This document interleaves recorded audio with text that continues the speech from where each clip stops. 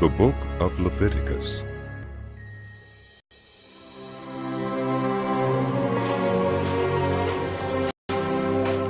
The Lord called to Moses and stood him from the tent of meeting. He said, "Speak to the Israelites and say to them, when you bring an offering to the Lord, bring as your offering an animal from either the herd or the flock. If the offering is a burnt offering from the herd, you are to offer a male without defect. You must present it at the entrance to the tent of meeting, so that you may be acceptable to the Lord. You are to lay your hand on the head of the burnt offering, and it will be accepted on your behalf to make atonement for you. You are to slaughter the young bull before the Lord, and then Aaron's sons, the priests, shall bring the blood and splash it against the sides of the altar at the entrance to the tent of meeting. You are to skin the burnt offering and cut it into pieces. The sons of Aaron, the priest, are to put fire on the altar and arrange wood on the fire. Then Aaron's sons, the priests, shall arrange the pieces, including the head and the fat, on the wood that is burning on the altar. You are to wash the internal organs and the legs with water, and the priest is to burn all of it on the altar. It is a burnt offering, a food offering, an aroma pleasing to the Lord. If the offering is a burnt offering from the flock, from either the sheep or the goats, you are to offer a male without defect.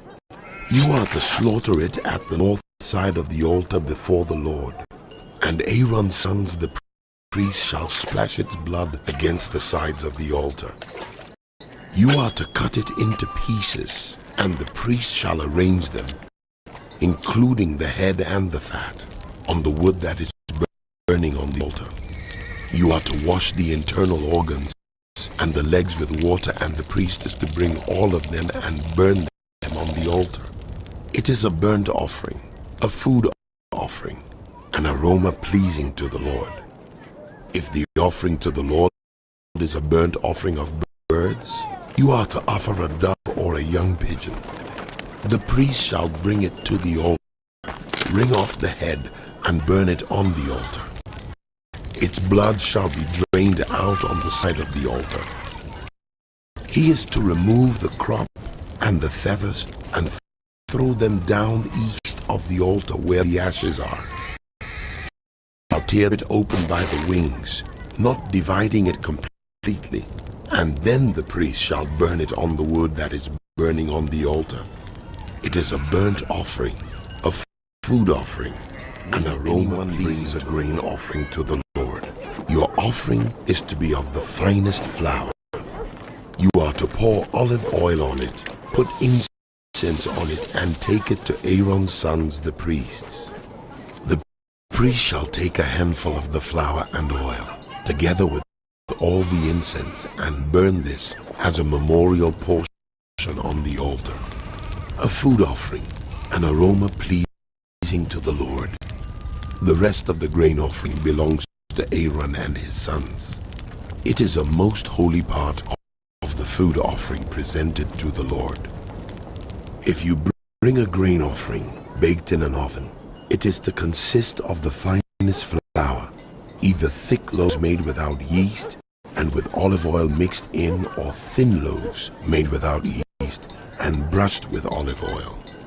If your grain offering is prepared on a griddle, it is to be made of the finest flour mixed with oil and without yeast. Crumble it and pour oil on it. It is a grain offering. If your grain offering is cooked in a pan, it is to be made of the finest flour and some olive oil. Bring the grain offering made of these things to the Lord. Present it to the priest, who shall take it to the altar. He shall take out the memorial portion from the grain offering and burn it on the altar as a food offering, an aroma pleasing to the Lord. The rest of the grain offering belongs to Aaron and his sons.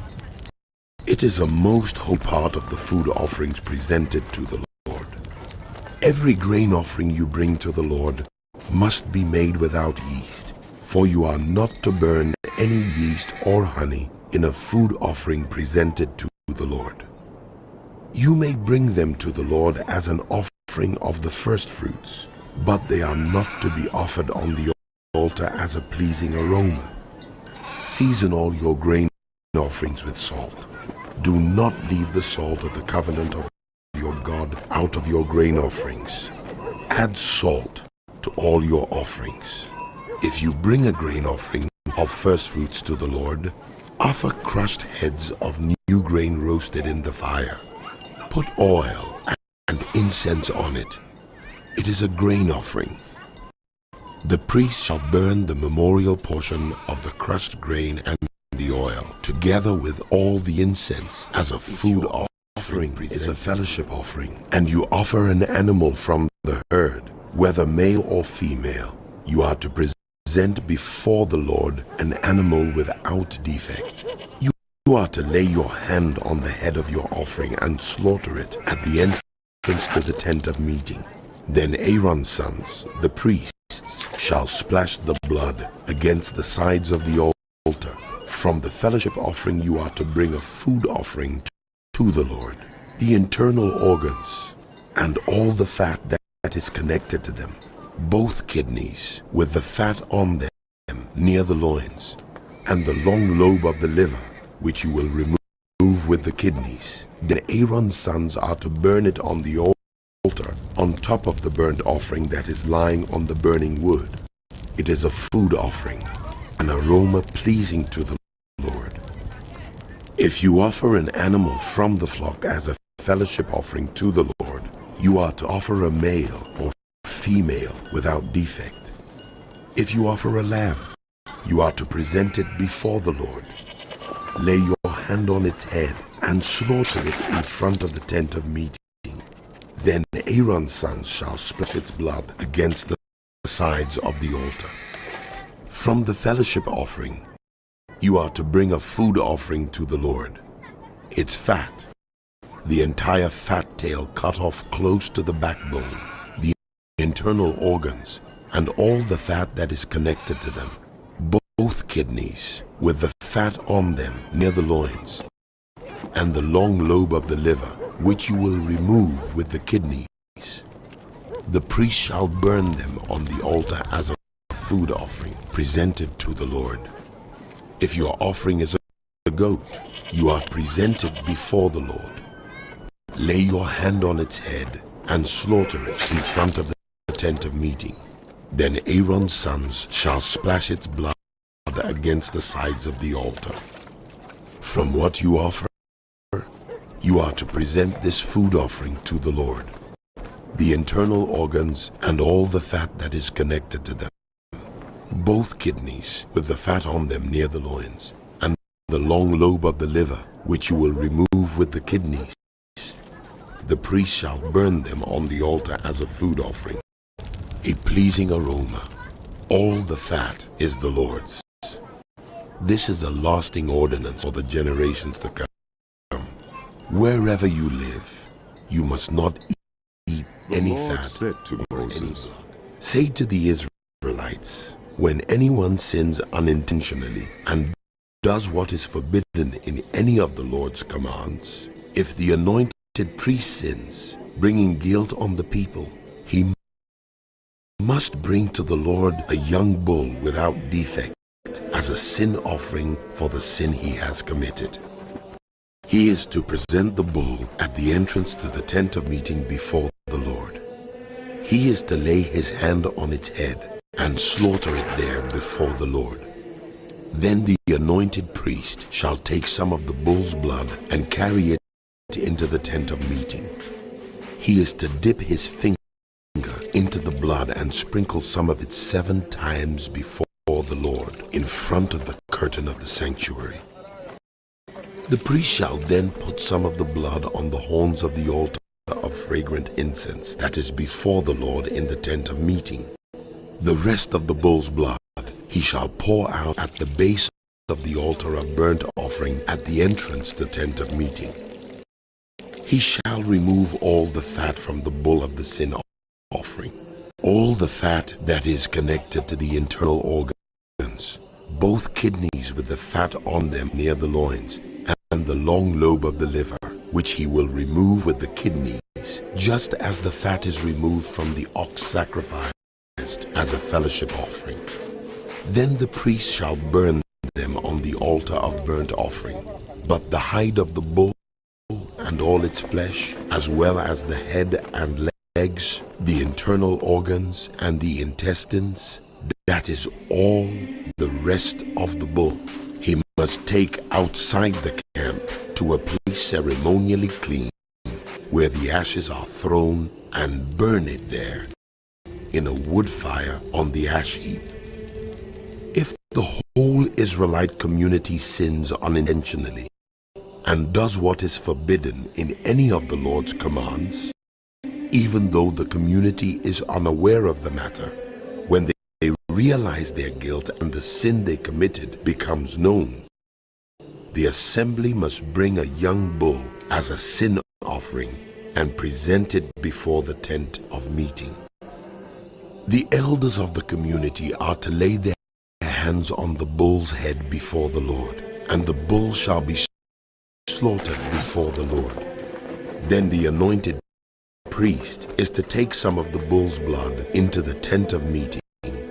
He shall dip his finger into the blood and sprinkle it before the Lord 7 times in front of the curtain. He is to put some of the blood on the horns of the altar that is before the Lord in the tent of meeting. The rest of the blood he shall pour out at the base of the altar of burnt offering at the entrance to the tent of meeting. He shall remove all the fat from it and burn it on the altar, and do with this bull just as he did with the bull for the sin offering. In this way the priest will make atonement for them, and they will be forgiven. Then he shall take the bull outside the camp and burn it as he burned the first bull. This is the sin offering for the community. When a leader sins unintentionally and does what is forbidden in any of the commands of the Lord his God, when he realizes his guilt and the sin he has committed becomes known, he must bring as his offering a male goat without defect. He is to lay his hand on the goat's head and slaughter it at the place where the burnt offering is slaughtered before the Lord. It is a sin offering. Then the priest shall take some of the blood of the sin offering with his finger and put it on the horns of the altar of burnt offering, and pour out the rest of the blood at the base of the altar. He shall burn all the fat on the altar as he burned the fat of the fellowship offering. In this way the priest will make atonement for the leader's sin, and he will be forgiven. If any member of the community sins unintentionally and does what is forbidden in any of the Lord's commands, when they realize their guilt and the sin they have committed becomes known, they must bring as their offering for the sin committed a female goat without defect. They are to lay their hand on the head of the sin offering and slaughter it at the place of the burnt offering. Then the priest is to take some of the blood with his finger and put it on the horns of the altar of burnt offering, and pour out the rest of the blood at the base of the altar. They shall remove all the fat, just as the fat is removed from the fellowship offering, and the priest shall burn it on the altar as an aroma pleasing to the Lord. In this way the priest will make atonement for them, and they will be forgiven. If they bring a lamb as their sin offering, they are to bring a female without defect. They are to lay their hand on its head and slaughter it for a sin offering at the place where the burnt offering is slaughtered. Then the priest shall take some of the blood of the sin offering with his finger and put it on the horns of the altar of burnt offering. and pour out the rest of the blood at the base of the altar. They shall remove all the fat, just as the fat is removed from the lamb of the fellowship offering, and the priest shall burn it on the altar on top of the food offerings presented to the Lord. In this way, the priest will make atonement for them for the sin they have committed, and they will be free. The book of Leviticus continued. If anyone sins because they do not speak up when they hear a public charge to testify regarding something they have seen or learned about, they will be held responsible. Or if anyone unwittingly touches anything ceremonially unclean, whether the carcass of an unclean animal, wild or domestic, or of any unclean creature that moves along the ground, and they are unaware that they have become unclean, but then they come to realize their guilt, or if they touch human uncleanness, anything that would make them unclean, even though they are unaware of it, but then they learn of it and realize their guilt, or if anyone thoughtlessly takes an oath to do anything, whether good or evil, in any matter one might carelessly swear about, even though they are unaware of it, but then they learn of it and realize their guilt. When anyone realizes their guilt in any of these matters, they must confess in what way they have sinned, and as a penalty for the sin they have committed, they must bring to the Lord a female lamb or goat from the flock as a sin offering, and the priest shall make atonement for them for their sin.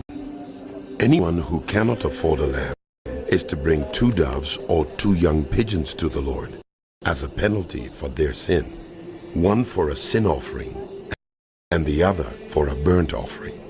They are to bring them to the priest, who shall first offer the one for the sin offering. He is to wring its head from its neck, not dividing it completely, and is to splash some of the blood of the sin offering against the side of the altar. The rest of the blood must be drained out at the base of the altar. It is a sin offering.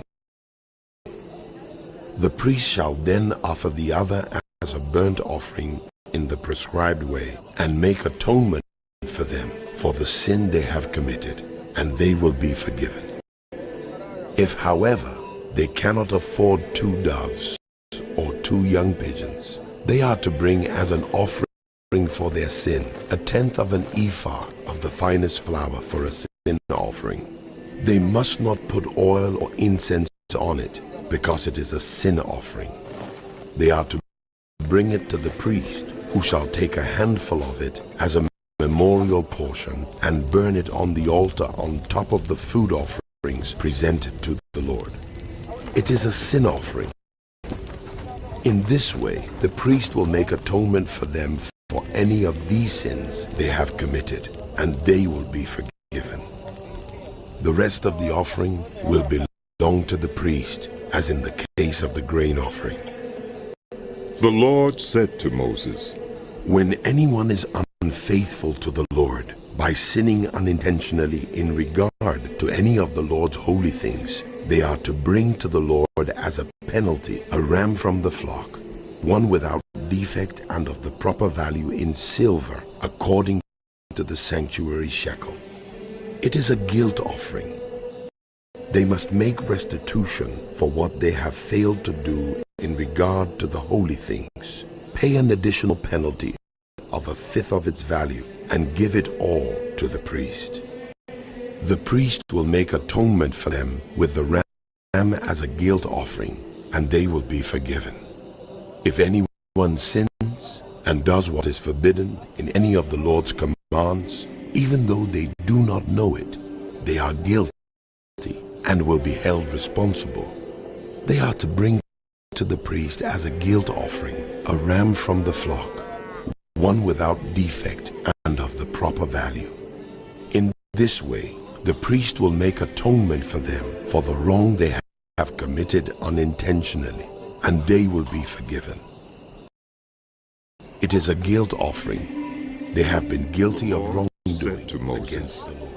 If anyone sins and is unfaithful to the Lord by deceiving a neighbor about something entrusted to them or left in their care, or about something stolen, or if they cheat a neighbor, or if they find lost property and lie about it, or if they swear falsely about any such sin that people may commit, when they thus sin and realize their guilt, they must return what they have stolen or taken by extortion, or what was entrusted to them, or the lost property they found, or whatever it was they swore falsely about. They must make restitution in full, add a fifth of the value to it, and give it all to the owner on the day they present their guilt offering. And as a penalty, they must bring to the priest, that is, to the Lord, their guilt offering, a ram from the flock, one without defect and of the proper value. In this way, the priest will make atonement for them before the Lord, and they will be forgiven for any of the things they did that made them guilty. The Lord said to Moses, Give Aaron and his sons this command. These are the regulations for the burnt offering. The burnt offering is to remain on the altar hearth throughout the night till morning, and the fire must be kept burning on the altar. The priest shall then put on his linen clothes with linen undergarments next to his body, and shall remove the ashes of the burnt offering that the fire has consumed on the altar, and place them beside the altar. Then he is to take off these clothes and put on others, and carry the ashes outside the camp to a place that is ceremonially clean. The fire on the altar must be kept burning. It must not go out. Every morning, the priest is to add firewood and arrange the burnt offering on the fire and burn the fat of the fellowship offerings on it. The fire must be kept burning on the altar continuously. It must not go out. These are the regulations for the grain offering. Aaron's sons are to bring it before the Lord in front of the altar. The priest is to take a handful of the finest flour and some olive oil, together with all the incense on the grain offering, and burn the memorial portion on the altar as an aroma pleasing to the Lord. Aaron and his sons shall eat the rest of it, but it is to be eaten without yeast in the sanctuary area. They are to eat it in the courtyard of the tent of meeting. It must not be baked with yeast. I have given it as their share of the food offerings presented to me. Like the sin offering and the guilt offering, it is most holy. Any male descendant of Aaron may eat it. For all generations to come, it is his perpetual share of the food offerings presented to the Lord. Whatever touches them will become holy. The Lord also said to Moses, This is the offering Aaron and his sons are to bring to the Lord on the day he is anointed. 1/10 of an ephah of the finest flour as a regular grain offering, half of it in the morning and half in the evening. It must be prepared with oil on a griddle. Bring it well mixed and present the grain offering broken in pieces as an aroma pleasing to the Lord. The son who is to succeed him as anointed priest shall prepare it. It is the Lord's perpetual share and is to be burned completely. Every grain offering of a priest shall be burned completely. It must not be eaten. The Lord said to Moses, Say to Aaron and his sons, These are the regulations for the sin offering. The sin offering is to be slaughtered before the Lord in the place the burnt offering is slaughtered. It is most holy. The priest who offers it shall eat it. It is to be eaten in the sanctuary area, in the courtyard of the tent of meeting.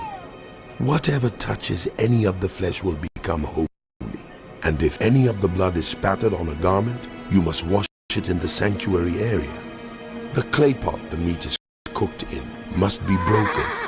But if it is cooked in a bronze pot, the pot is to be scoured and rinsed with water.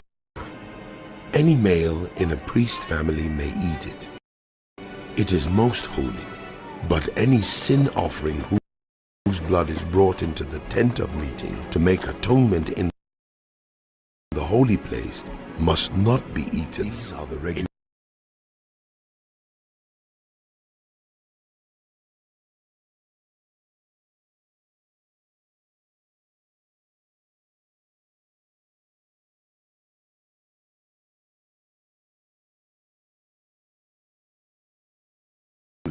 for the guilt offering, which is most holy.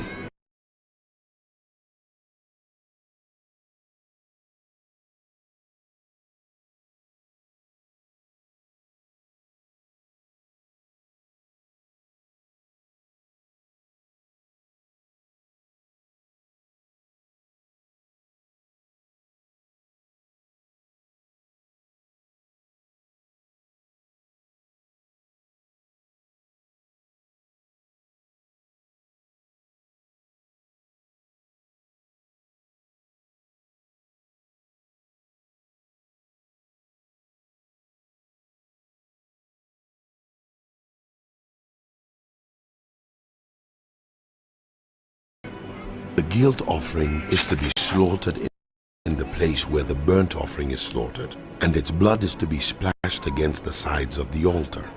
All its fat shall be offered, the fat tail and the fat that covers the internal organs. Both kidneys and the long lobe of the liver, which is to be removed with the kidneys.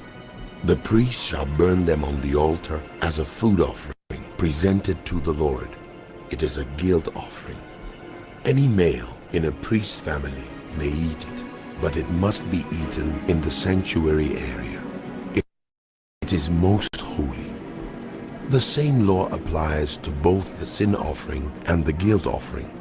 They belong to the priest who makes atonement with them. The priest who offers a burnt offering for anyone may keep its hide for himself. Every grain offering baked in an oven or cooked in a pan or on a griddle belongs to the priest who offers it. And every grain offering, whether mixed with oil or dry, belongs equally to all the sons of Aaron. These are the regulations for the fellowship offering anyone may present to the Lord.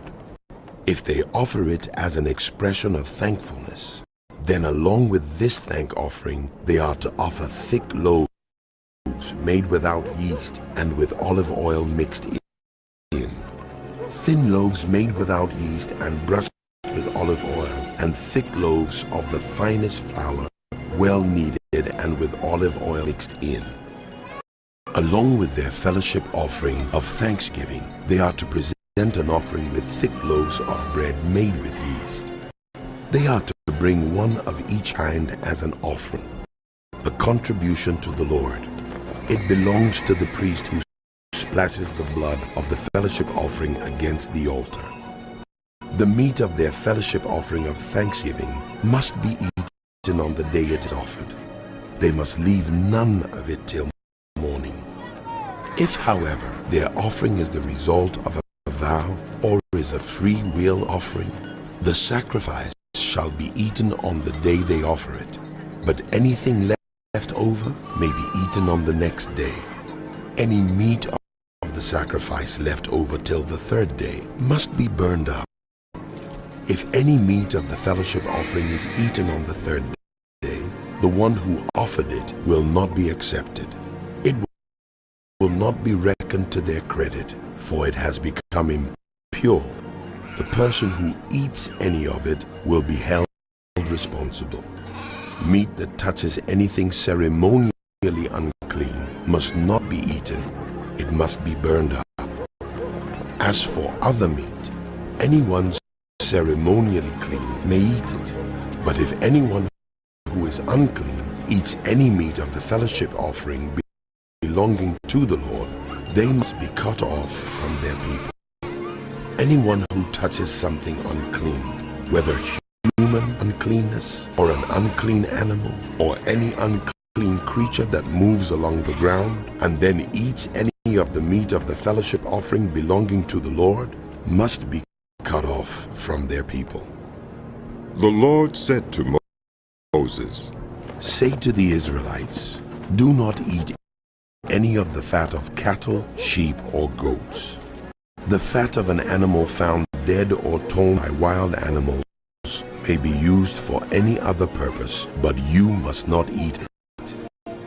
Anyone who eats the fat of an animal from which a food offering may be presented to the Lord must be cut off from their people. And wherever you live, you must not eat the blood of any bird or animal. Anyone who eats blood must be cut off from their people." The Lord said to Moses, "Say to the Israelites, anyone who brings a fellowship offering to the Lord is to bring part of it as their sacrifice to the Lord. With their own hands they are to present the food offering to the Lord. They are to bring the fat together with the breast and wave the breast before the Lord as a wave offering.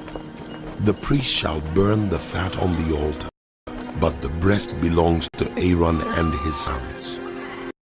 You are to give the right thigh of your fellowship offerings to the priest as a contribution. The son of Aaron who offers the blood and the fat of the fellowship offering shall have the right thigh as his share. From the fellowship offerings of the Israelites, I have taken the breast that is waved and the thigh that is presented, and have given them to Aaron the priest and his sons as their perpetual share from the Israelites." This is the portion of the food offerings presented to the Lord that were allotted to Aaron and his sons on the day they were presented to serve the Lord as priests. On the day they were anointed, the Lord commanded that the Israelites give this to them as their perpetual share for the generations to come. These, then, are the regulations for the burnt offering, the grain offering, the sin offering, the guilt offering, the ordination offering, and the fellowship offering, which the Lord gave Moses on Mount Sinai in the desert of Sinai on the day he commanded Israelites to bring their offering to the Lord. The Lord said to Moses, "Bring Aaron and his sons, their garments, the anointing oil, the bull for the sin offering, the 2 rams, and the basket containing bread made without yeast, and gather the entire assembly at the entrance to the tent of meeting." Moses did as the Lord commanded him, and the assembly gathered at the entrance to the tent of meeting. Moses said to the assembly, "This is what the Lord has commanded to be done." Then Moses brought Aaron and his sons forward and washed them with water. He put the tunic on Aaron, tied the sash around him, clothed him with the robe, and put the ephod on him.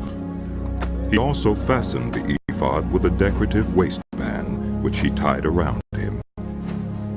He placed the breastpiece on him and put the Urim and Thummim in the breastpiece.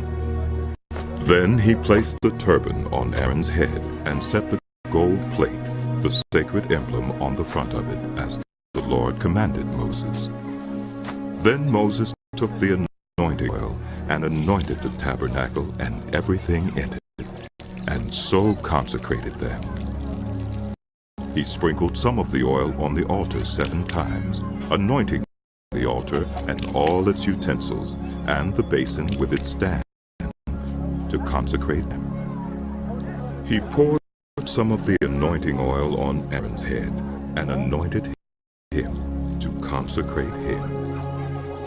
Then he brought Aaron's sons forward, put tunics on them, tied sashes around them, and fastened caps on them, as the Lord commanded Moses.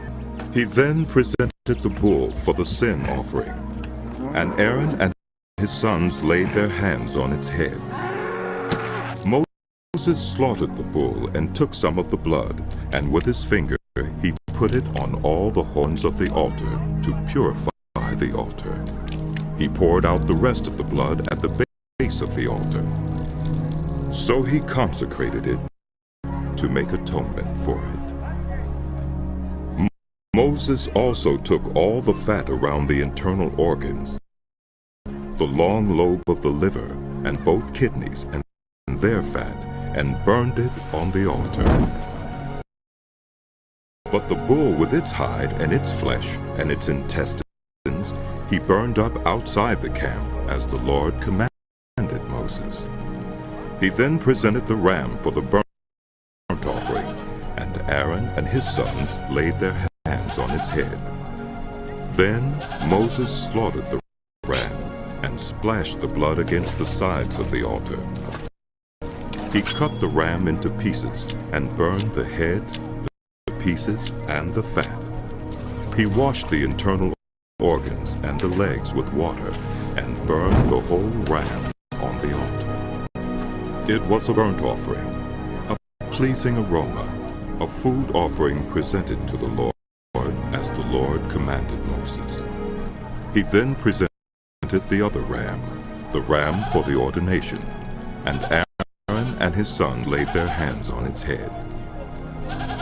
Moses slaughtered the ram and took some of its blood and put it on the lobe of Aaron's right ear, on the thumb of his right hand, and on the big toe of his right foot. Moses also brought Aaron's sons forward and put some of the blood on the lobes of their right ears, on the thumbs of their right hands, and on the big toes of their right feet. Then he splashed blood against the sides of the altar. After that, he took the fat tail, all the fat around the internal organs, the long lobe of the liver, both kidneys and their fat, and the right thigh, and from the basket of bread made without yeast, which was before the Lord, he took one thick loaf with olive oil mixed in, one thin loaf, and he put these on the fat portions and on the right thigh. He put all these in the hands of Aaron and his sons, and they waved them before the Lord as a wave offering. Then Moses took them from their hands and burned them on the altar on top of the burnt offering as an ordination offering, a pleasing aroma, a food offering presented to the Lord. Moses also took the breast, which was his share of the ordination ram, and waved it before the Lord as a wave offering, as the Lord commanded Moses. Then Moses took some of the anointing oil and some of the blood from the altar and sprinkled them on Aaron and his garments, and on his sons and their garments. So he consecrated Aaron and his garments, and his sons and their garments. Moses then said to Aaron and his sons, Cook the meat at the entrance to the tent of meeting, and eat it there with the bread from the basket of ordination offerings, as I was commanded. Aaron and his sons are to eat it. Then burn up the rest of the meat and the bread. Do not leave the entrance to the tent of meeting for 7 days, until the days of your ordination are completed. For your ordination will last 7 days. What has been done today was commanded by the Lord to make atonement for you. You must stay at the entrance to the tent of meeting day and night for 7 days, and do what the Lord requires, so you will not die. For that is what I have been commanded. So Aaron and his sons did everything the Lord commanded. Moses summoned Aaron and his sons and the elders of Israel. He said to Aaron, Take a bull calf for your sin offering, and a ram for your burnt offering, both without defect, and present them before the Lord. Then say to the Israelites, Take a male goat for a sin offering, a calf and a lamb, both a year old and without defect for a burnt offering, and an ox ox and a ram for a fellowship offering to sacrifice before the Lord, together with a grain offering mixed with olive oil. For today the Lord will appear to you. They took the things Moses commanded to the front of the tent of meeting, and the entire assembly came near and stood before the Lord. Then Moses said, This is what the Lord has commanded you to do, so that the glory of the Lord may appear to you. Moses said to Aaron, Come to the altar and sacrifice your sin offering and your burnt offering, and make atonement for yourself and the people. Sacrifice the offering that is for the people and make atonement for them, as the Lord has commanded. So Aaron came to the altar and slaughtered the calf as a sin offering for himself. His sons brought the blood to him, and he dipped his finger into the blood and put it on the horns of the altar. The rest of the blood he poured out at the base of the altar. On the altar he burned the fat, the kidneys, and the long lobe of the liver from the sin offering, as the Lord commanded Moses. The flesh and the hide he burned up outside the camp. Then he slaughtered the burnt offering. His sons handed him the blood, and he splashed it against the sides of the altar.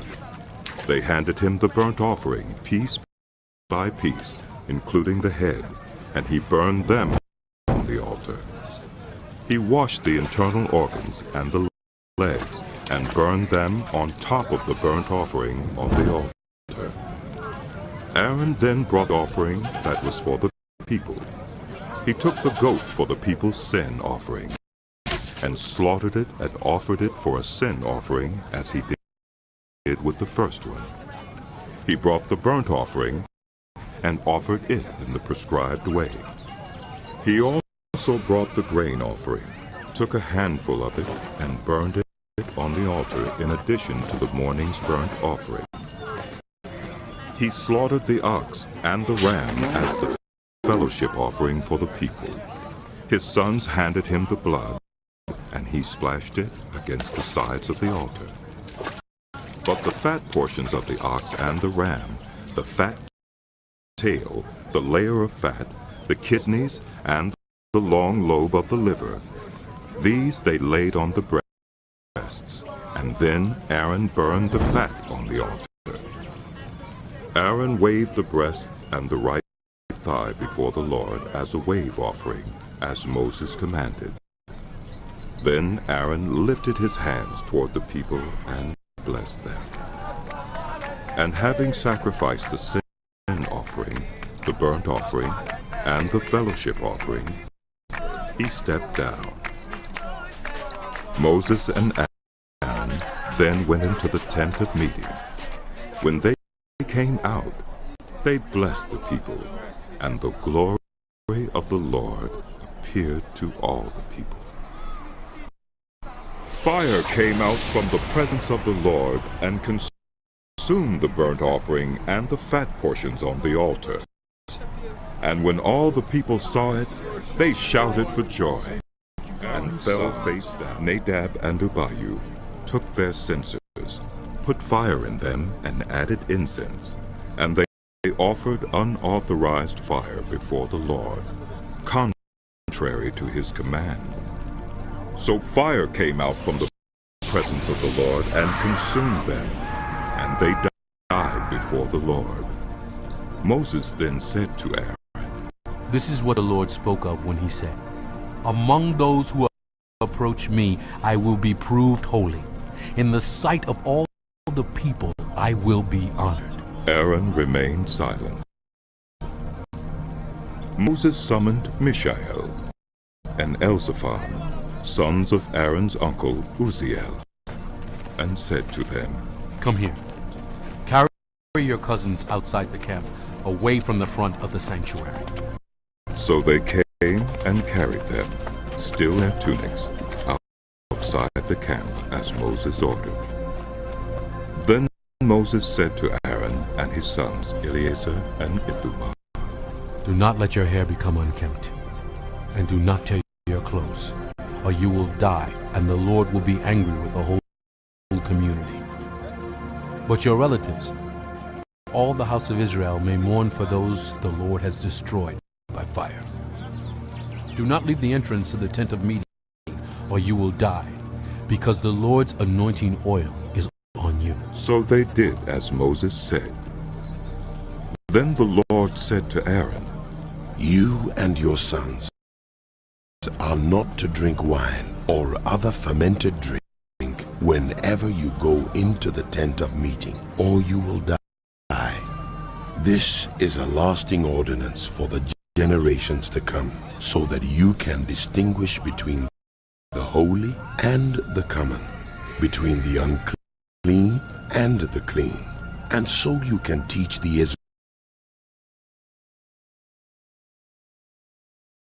Israelites all the decrees the Lord has given them.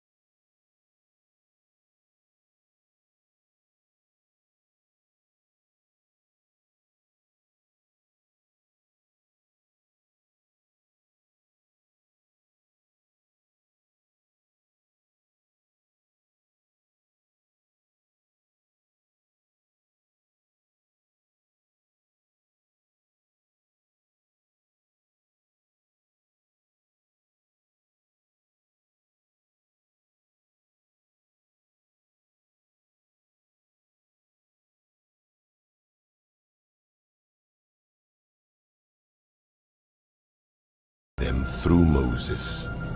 Moses said to Aaron and his remaining sons, Eleazar and Ithamar, Take the grain offering left over from the food offerings prepared without yeast, and present it to the Lord, and eat it beside the altar, for it is most holy.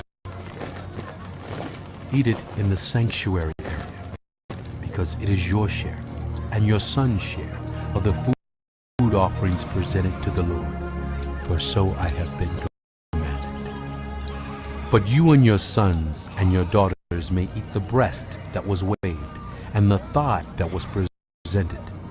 Eat them in a ceremonially clean place. They have been given to you and your children as your share of the Israelites' fellowship offerings. The thigh that was presented and the breast that was waved must be brought with the fat portions of the food offerings to be waved before the Lord as a wave offering. This will be the perpetual share for you and your children, as the Lord has commanded. When Moses inquired about the goat of the sin offering and found that it had been burned up, he was angry with Eleazar and Ithamar, Aaron's remaining sons, and asked, Why didn't you eat the sin offering in the sanctuary area? It is most holy. It was given to you to take away the guilt of the community by making atonement for them before the Lord. Since its blood was not taken into the holy place, you should have eaten the goat in the sanctuary area as I commanded. Aaron replied to Moses, Today they sacrificed their sin offering and their burnt offering before the Lord. But such things as this have happened to me. Would the Lord have been pleased if I had eaten the sin offering today? When Moses heard this, the Lord said to Moses and Aaron, Say to the Israelites, of all the animals that live on land, these are the ones you may eat. You may eat any animal that has a divided hoof and that chews the cud.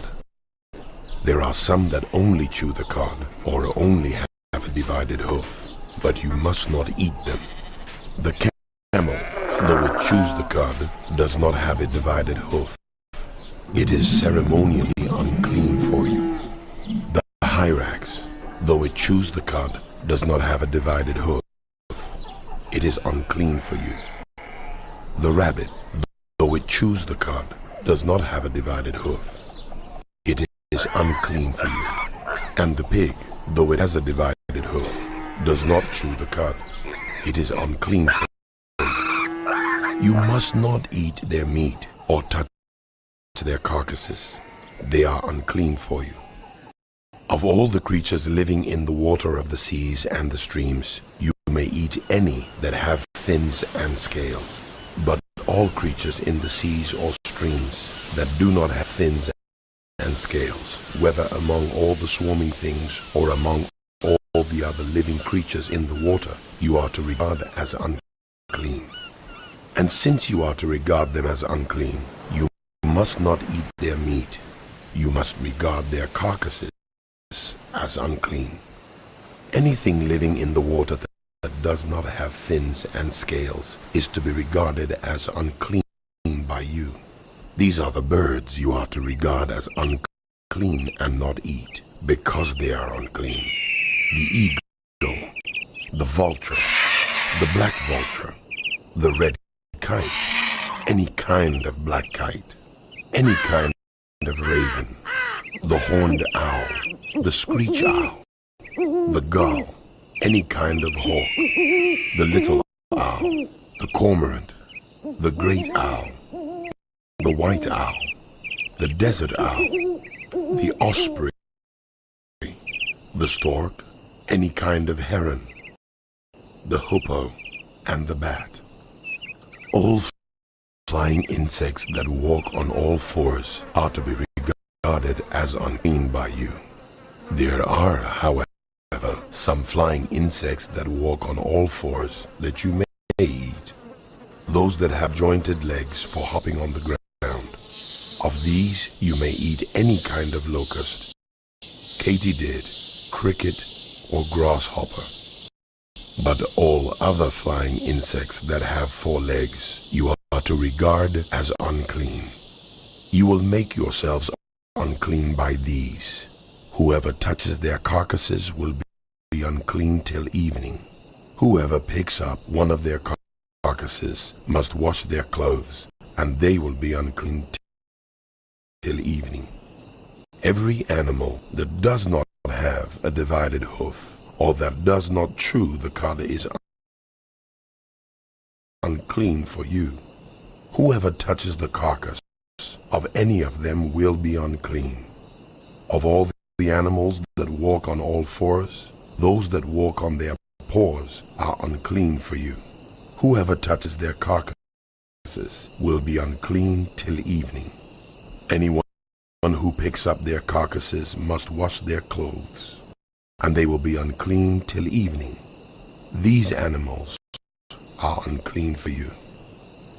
The animals that move about on the ground, these are unclean for you: the weasel, the rat, any kind of great lizard, the gecko, the monitor lizard, the wall lizard, the skink, and the chameleon. Of all those that move along the ground, these are unclean for you. Whoever touches them when they are dead will be unclean till evening. When one of them dies and falls on something, that article, whatever its use, will be unclean, whether it is made of wood, cloth, hide, or sackcloth. Put it in water. It will be unclean till evening, and then it will be clean. If one of them falls into a clay pot, everything in it will be unclean, and you must break the pot. Any food you are allowed to eat that has come into contact with water from any such pot is unclean, and any liquid that is drunk from such a pot is unclean. Anything that one of their carcasses falls on becomes unclean. An oven or cooking pot must be broken up. They are unclean, and you are to regard them as unclean. A spring, however, or a cistern for collecting water remains clean, but anyone who touches one of these carcasses is unclean. If a carcass falls on any seeds that are to be planted, they remain clean. But if water has been put on the seed, and a carcass falls on it, it is unclean for you. If an animal that you are allowed to eat dies, anyone who touches its carcass will be unclean till evening. Anyone who eats some of its carcass must wash their clothes, and they will be unclean till evening. Anyone who picks up the carcass must wash their clothes, and they will be unclean till evening. Every creature that moves about on the ground is to be regarded as unclean. It is not to be eaten. You are not to eat any creature that moves about on the ground, whether it moves on its belly or walks on all fours or on many feet. It is unclean. Do not defile yourselves by any of these creatures. Do not make yourselves unclean by means of them or be made unclean by them. I am the Lord your God. Consecrate yourselves and be holy, because I am holy. Do not make yourselves unclean by any creature that moves about on the ground. I am the Lord who brought you up out of Egypt to be your God. Therefore be holy, because I am holy. These are regulations concerning animals, birds, every living thing that moves in the water, and every creature that moves about on the ground.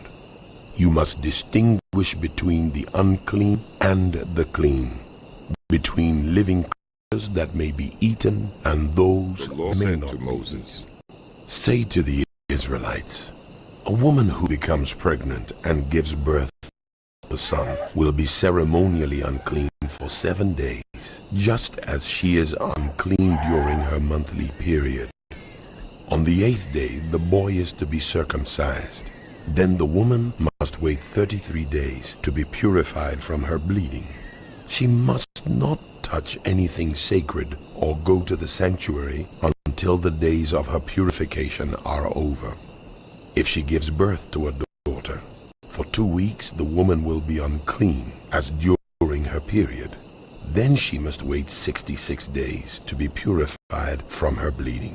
When the days of her purification for a son or daughter are over, she is to bring to the priest at the entrance to the tent of meeting a year-old lamb for a burnt offering and a young pigeon or a dove for a sin offering.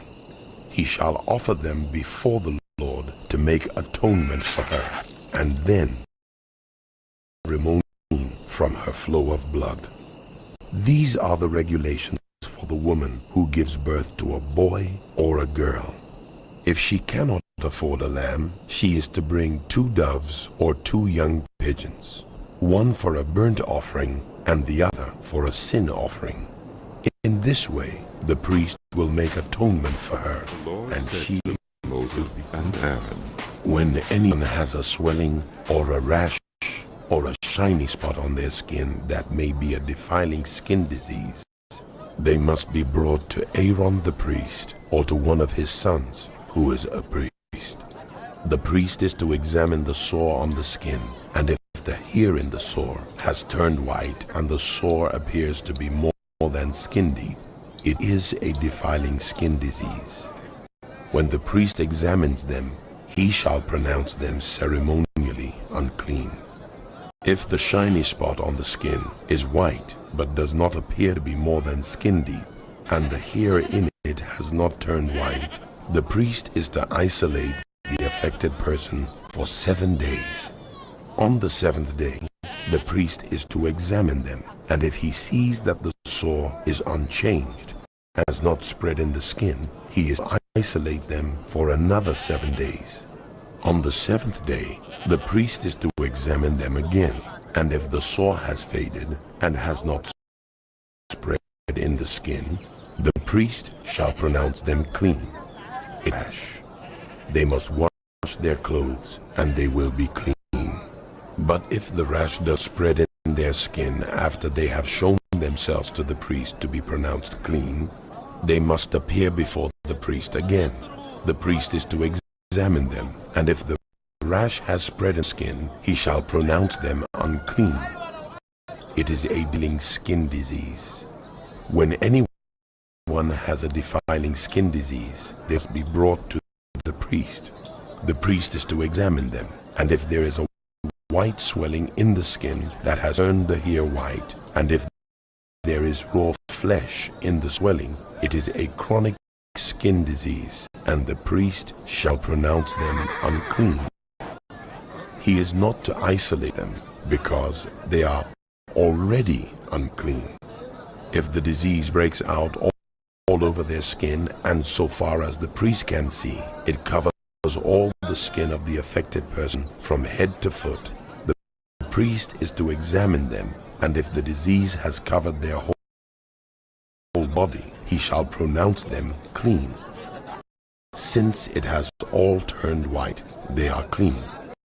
But whenever raw flesh appears on them, they will be unclean. When the priest sees the raw flesh, he shall pronounce them unclean. The raw flesh is unclean. They have a defiling disease. If the raw flesh changes and turns white, they must go to the priest. The priest is to examine them, and if the sores have turned white, the priest shall pronounce the affected person clean. Then they will be clean. When someone has a boil on their skin and it heals, and in the place where the boil was, a white swelling or reddish white spot appears, they must present themselves to the priest.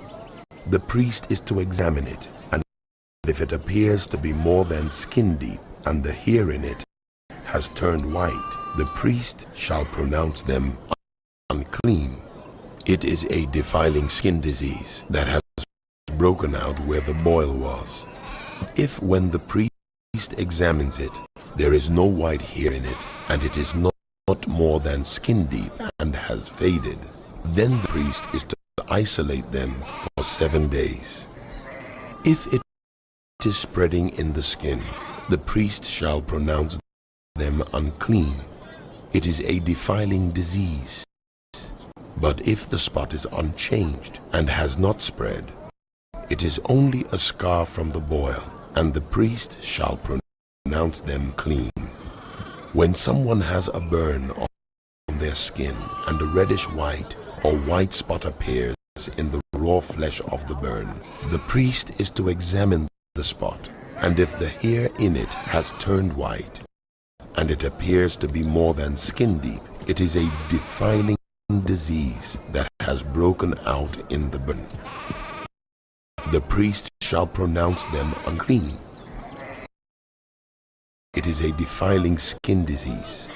But if the priest examines it and there is no white hair in the spot,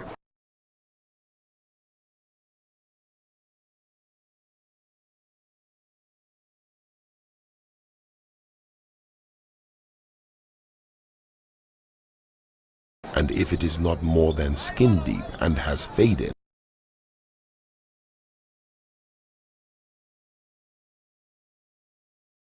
then the priest is to isolate them for 7 days.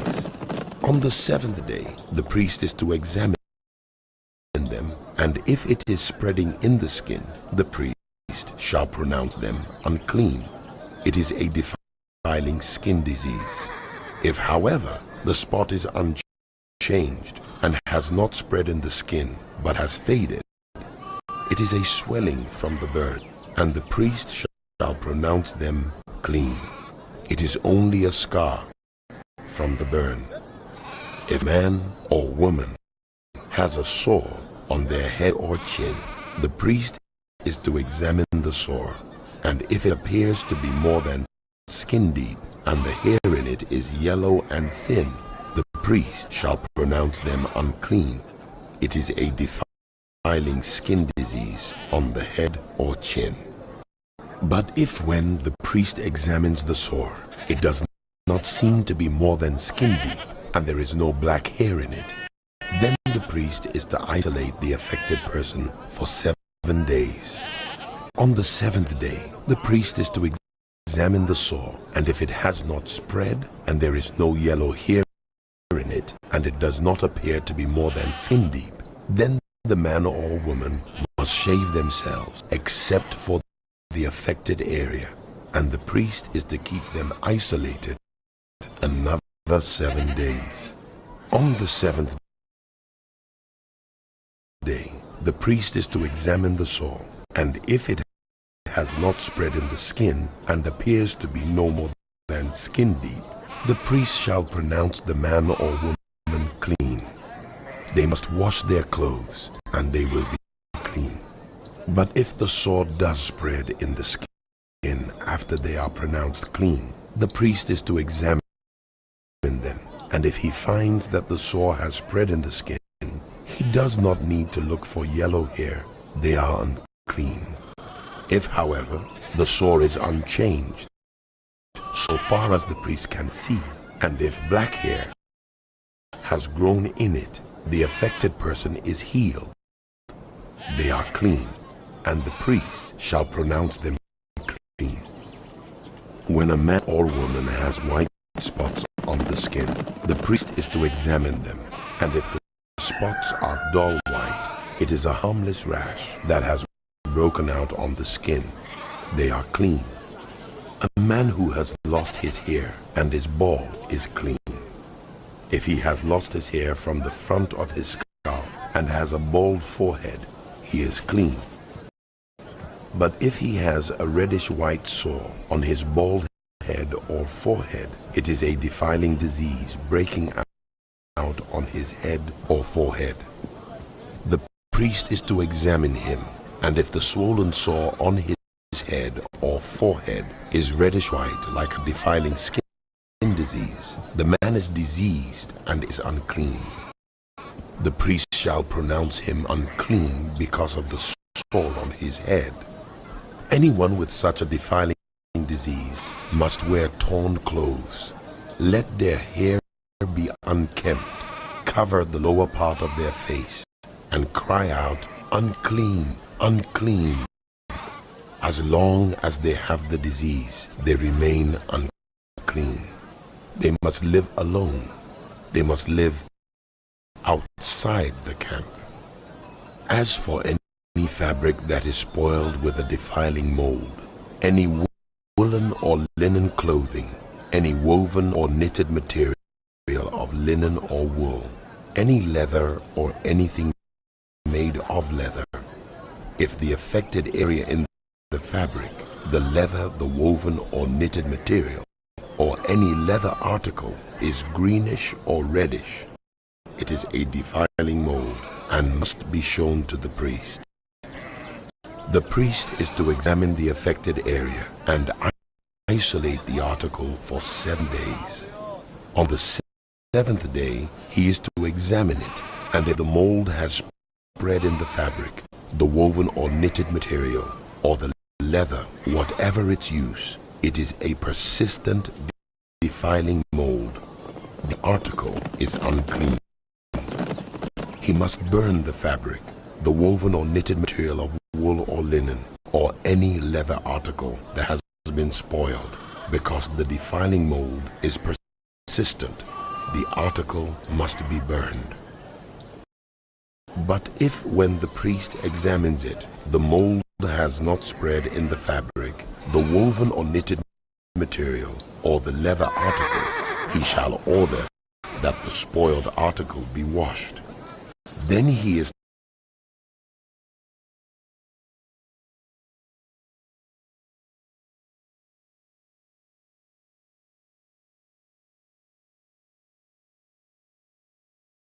to isolate it for another 7 days.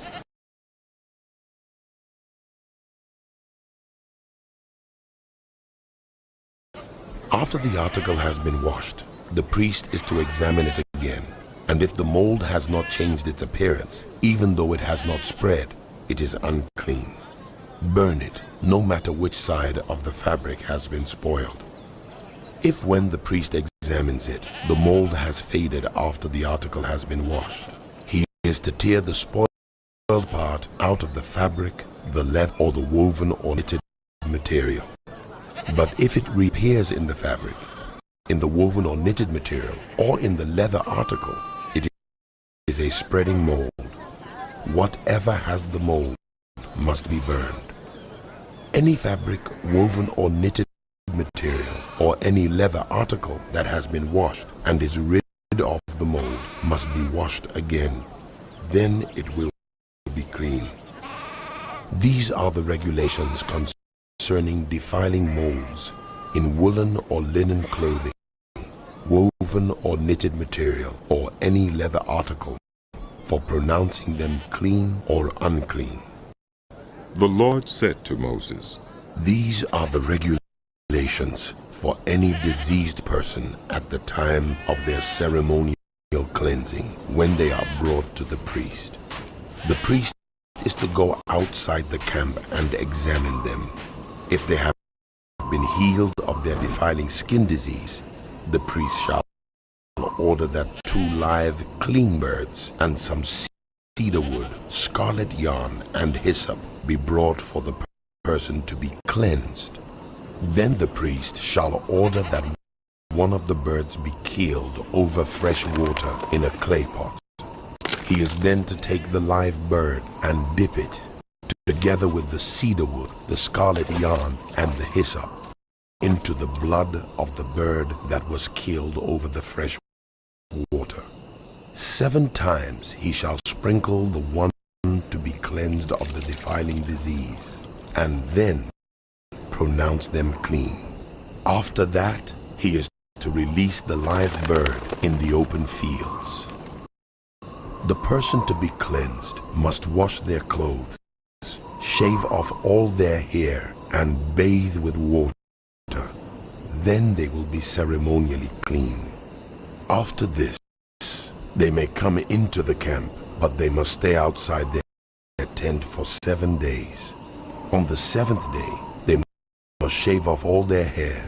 They must shave their head, their beard, their eyebrows, and the rest of their hair. They must wash their clothes and bathe themselves with water, and they will be clean. On the 8th day, they must bring 2 male lambs and 1 ewe lamb a year old, each without defect, along with 3/10 of an ephah of the finest flour mixed with olive oil for a grain offering, and 1 log of oil. The priest who pronounces them clean shall present both the one to be cleansed and their offerings before the Lord at the entrance to the tent of meeting. Then the priest is to take 1 of the male lambs and offer it as a guilt offering, along with the log of oil. He shall wave them before the Lord as a wave offering. He is to slaughter the lamb in the sanctuary area where the sin offering and the burnt offering are slaughtered. Like the sin offering, the guilt offering belongs to the priest. It is most holy. The priest is to take some of the blood of the guilt offering and put it on the lobe of the right ear of the one to be cleansed, on the thumb of their right hand, and on the big toe of their right foot. The priest shall then take some of the log of oil, pour it in the palm of his own left hand, dip his right forefinger into the oil in his palm, and with his finger sprinkle some of it before the Lord 7 times.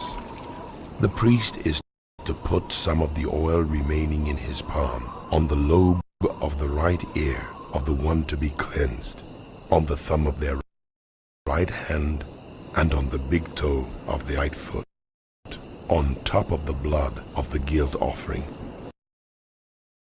The rest of the oil in his palm the priest shall put on the head of the one to be cleansed, and make atonement for them before the Lord. Then the priest is to sacrifice the sin offering and make atonement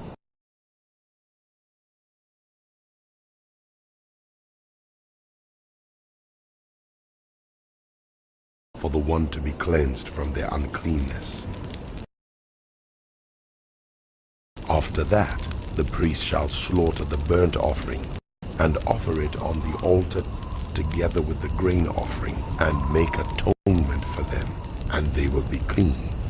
If, however, they are poor and cannot afford these, they must take one male lamb as a guilt offering to be waved to make atonement for them, together with 1/10 of an ephah of the finest flour mixed with olive oil for a grain offering, a log of oil, and 2 doves or 2 young pigeons, such as they can afford, one for a sin offering and the other for a burnt offering. On the 8th day, they must bring them for their cleansing to the priest at the entrance to the tent of meeting before the Lord. The priest is to take the lamb for the guilt offering together with the log, wave them before the Lord as a wave offering. He shall slaughter the lamb for the guilt offering and take some of its blood and put it on the lobe of the right ear of the one to be cleansed, on the thumb of their right hand, and on the big toe of their right foot. The priest is to pour some of the oil into the palm of his own left hand, and with his right forefinger sprinkle some of the oil from his palm 7 times before the Lord. Some of the oil in his palm he is to put on the same places he put the blood of the guilt offering, on the lobe of the right ear of the one to be cleansed, on the thumb of their right hand, and on the big toe of their right foot. The rest of the oil in his palm the priest shall put on the head of the one to be cleansed, to make atonement for them before the Lord. Then he shall sacrifice the doves or the young pigeons, such as the person can afford, one as a sin offering and the other as a burnt offering, together with the grain offering. In this way, the priest will make atonement before the Lord on behalf of the one to be cleansed. These are the regulations for anyone who has a defiling skin disease and who cannot afford the regular offerings for their cleansing. The Lord said to Moses and Aaron, When you enter the land of Canaan, which I am giving you as your possession, and I put a spreading mold in a house in that land, the owner of the house must go and tell the priest, I have seen something that looks like a defiling mold in my house. The priest is to order the house to be emptied before he goes in to examine the mold, so that nothing in the house will be pronounced unclean. After this, the priest is to go in and inspect the house.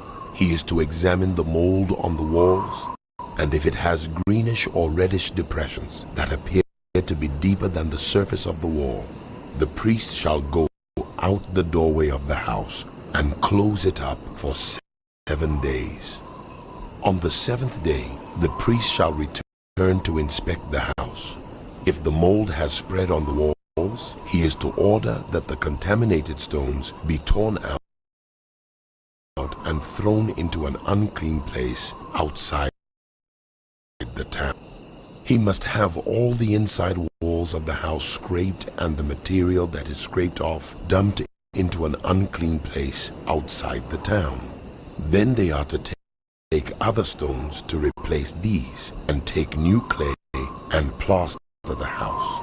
The defiling mold reappears in the house after the stones have been torn out and the house scraped and plastered. The priest is to go and examine it, and if the mold has spread in the house, it is a persistent defiling mold. The house is unclean. It must be torn down, its stones, timbers, and all the plaster, and taken out of the town to an unclean place.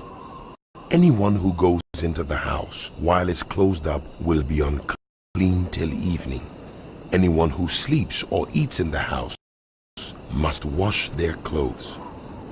But if the priest comes to examine it, and the mold has not spread after the house has been plastered, he shall pronounce the house clean, because the defiling mold is gone. To purify the house, he is to take 2 birds and some cedar wood, scarlet yarn, and hyssop.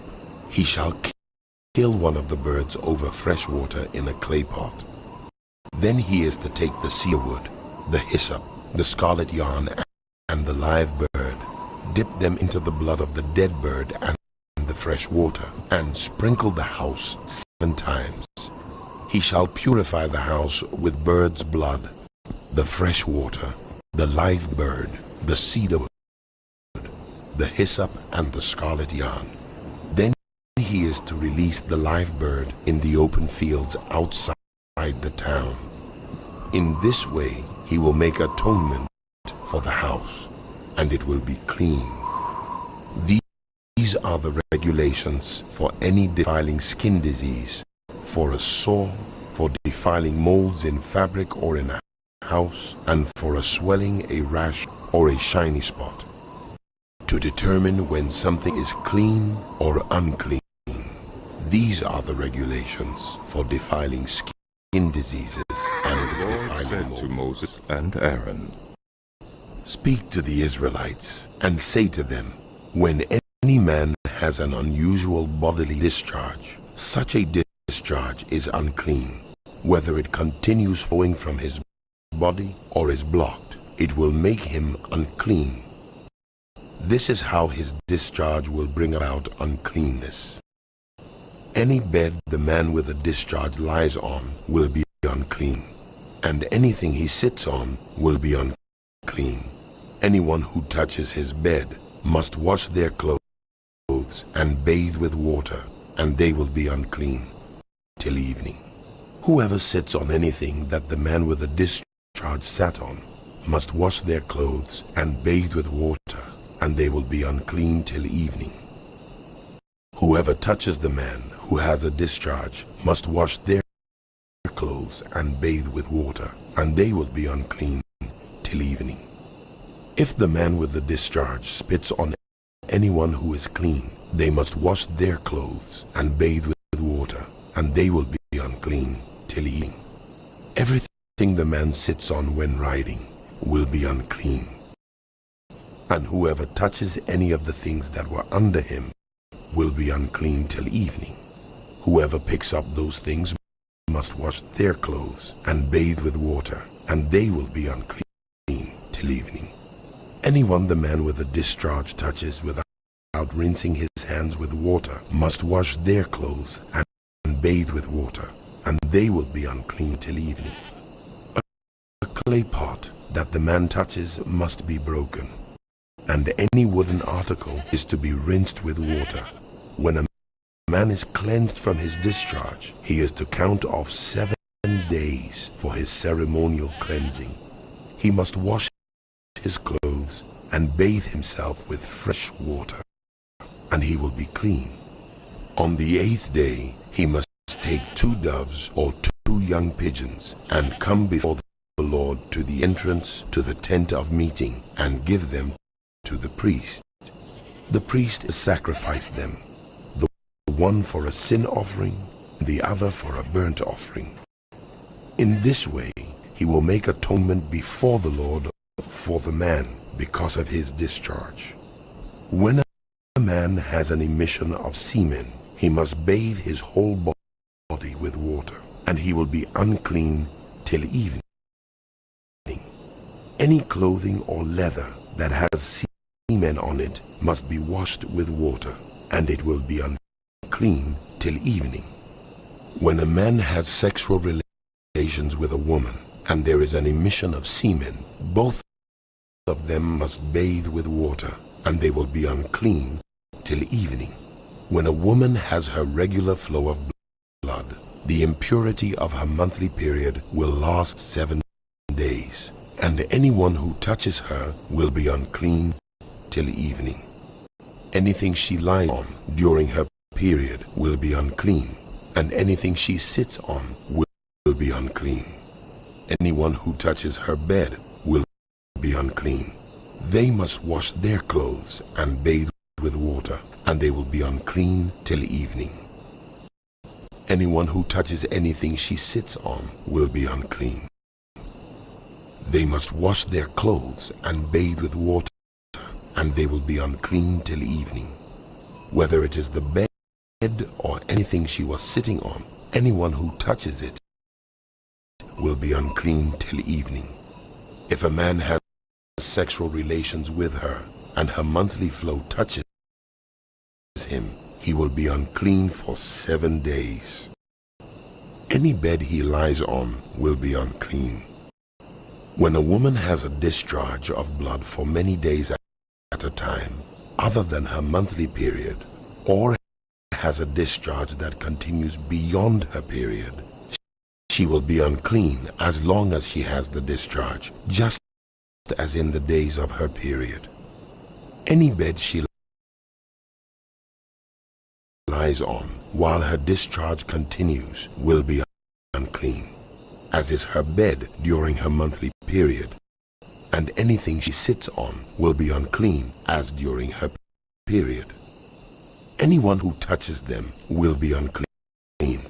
They must wash their clothes and bathe with water, and they will be unclean till evening.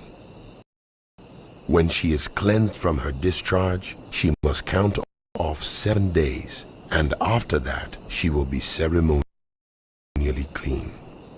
On the 8th day, she must take 2 doves or 2 young pigeons and bring them to the priest at the entrance to the tent of meeting.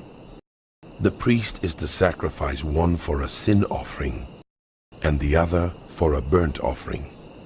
In this way, he will make atonement for her before the Lord for the uncleanness of her discharge. You must keep the Israelites separate from things that make them unclean, so they will not die in their uncleanness for defiling my dwelling place, which is among them. These are the regulations for a man with a discharge, for anyone made unclean by an emission of semen, for a woman in her monthly period, for a man or a woman with a discharge, and for a man who has sex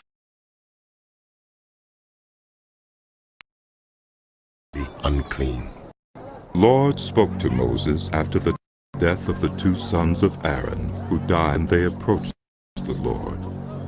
The Lord said to Moses, Tell your brother Aaron that he is not to come whenever he chooses into the most holy place behind the curtain in front of the atonement cover on the ark, or else he will die, for I will appear in the cloud over the atonement cover.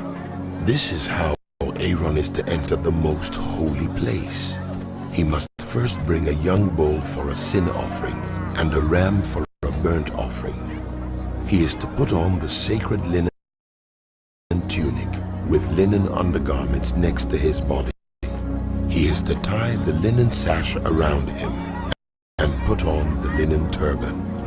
These are sacred garments, so he must bathe himself with water before he puts them on. From the Israelite community, he is to take 2 male goats for a sin offering and a ram for a burnt offering. Aaron is to offer the bull for his own sin offering to make atonement for himself and his household.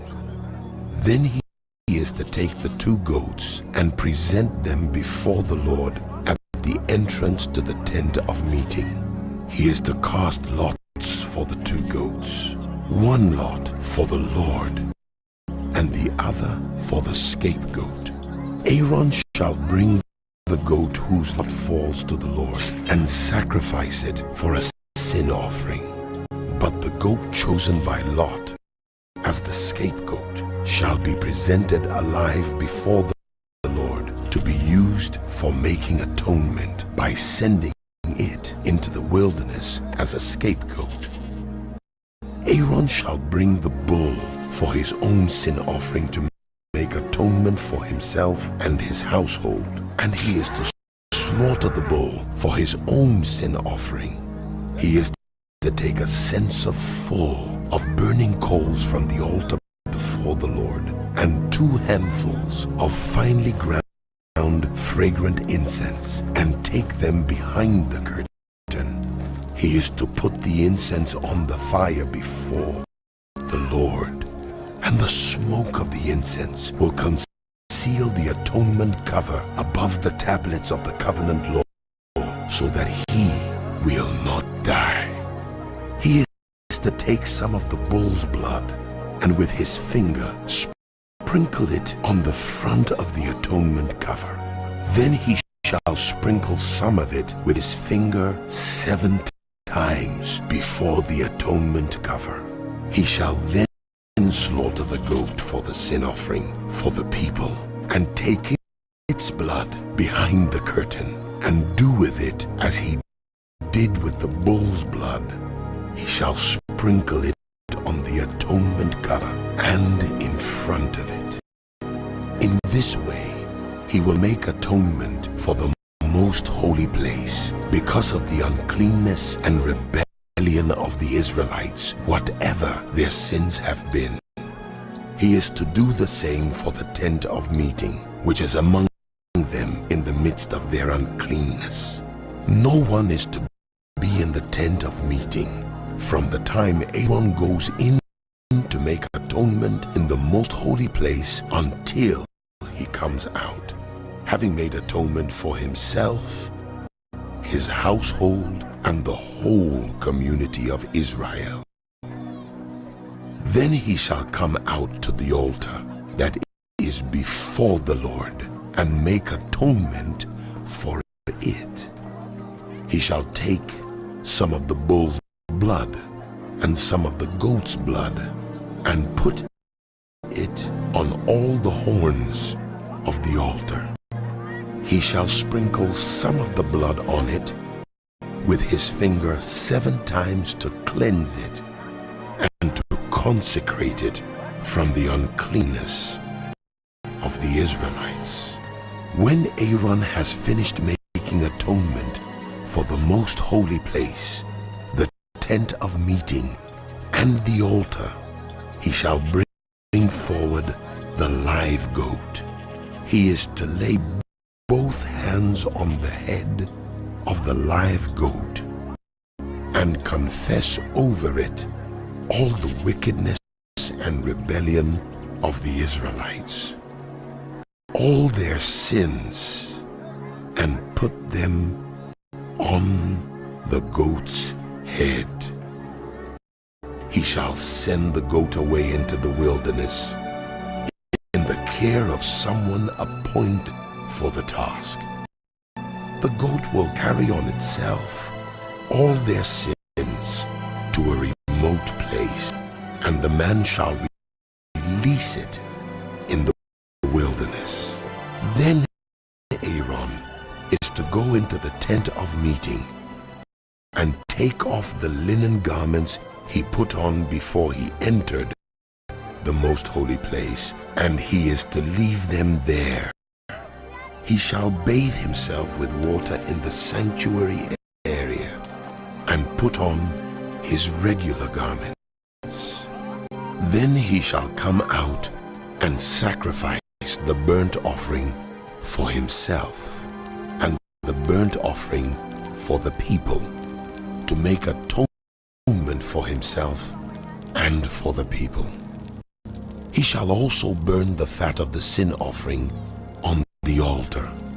The one who releases the goat as a scapegoat must wash his clothes and bathe himself with water.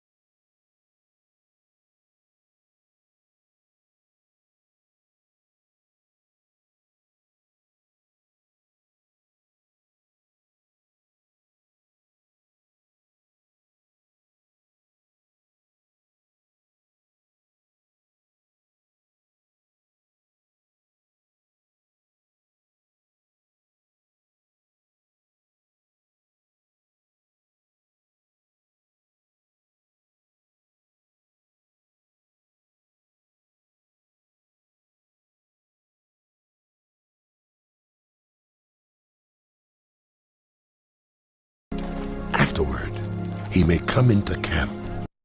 The bull and the goat for the sin offerings, whose blood was brought into the most holy place to make atonement, must be taken outside the camp. Their hides, flesh, and intestines are to be burned up. The man who burns them must wash his clothes and bathe himself with water. Afterward, he may come into the camp. This is to be a lasting ordinance for you.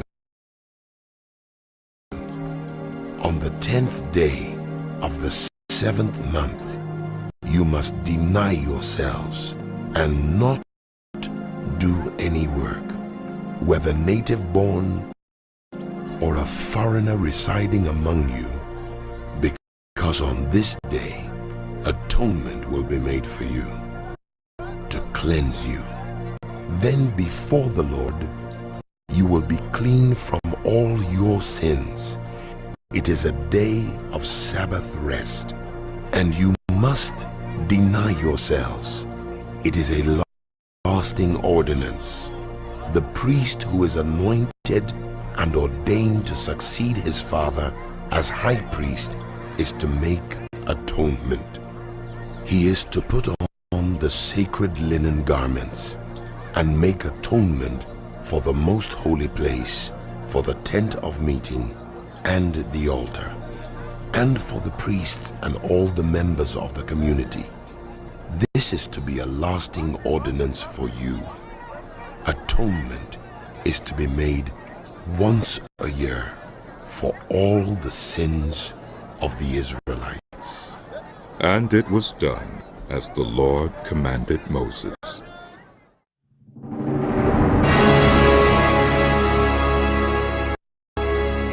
The book of Leviticus continued. The Lord said to Moses, "Speak to Aaron and his sons, and to all the Israelites, and say to them, this is what the Lord has commanded. Any Israelite who sacrifices an ox, a lamb, or a goat in the camp or outside of it, instead of bringing it to the entrance to the tent of meeting to present it as an offering to the Lord in front of the tabernacle of the Lord, such persons shall be considered guilty of bloodshed. They have shed blood and must be cut off from their people. This is so the Israelites will bring to the Lord the sacrifices they are now making in the open fields. They must bring them to the priest, that is, to the Lord, at the entrance to the tent of meeting, and sacrifice them as fellowship offerings. The priest is to splash the blood against the altar of the Lord at the entrance to the tent of meeting, and burn the fat as an aroma pleasing to the Lord. They must no longer offer any of their sacrifices to the gold idols to whom they prostitute themselves. This is to be a lasting ordinance for them and for the generations to come. Say to them, any Israelite or any foreigner residing among them who offers a burnt offering or sacrifice and does not bring it to the entrance to the tent of meeting to sacrifice it to the Lord must be cut off from their people. I will set my face against any Israelite or any foreigner residing among them who eats blood, and I will cut them off from their people. For the life of a creature is in the blood, and I have given it to you to make atonement for yourselves on the altar. It is the blood that makes atonement for one's life.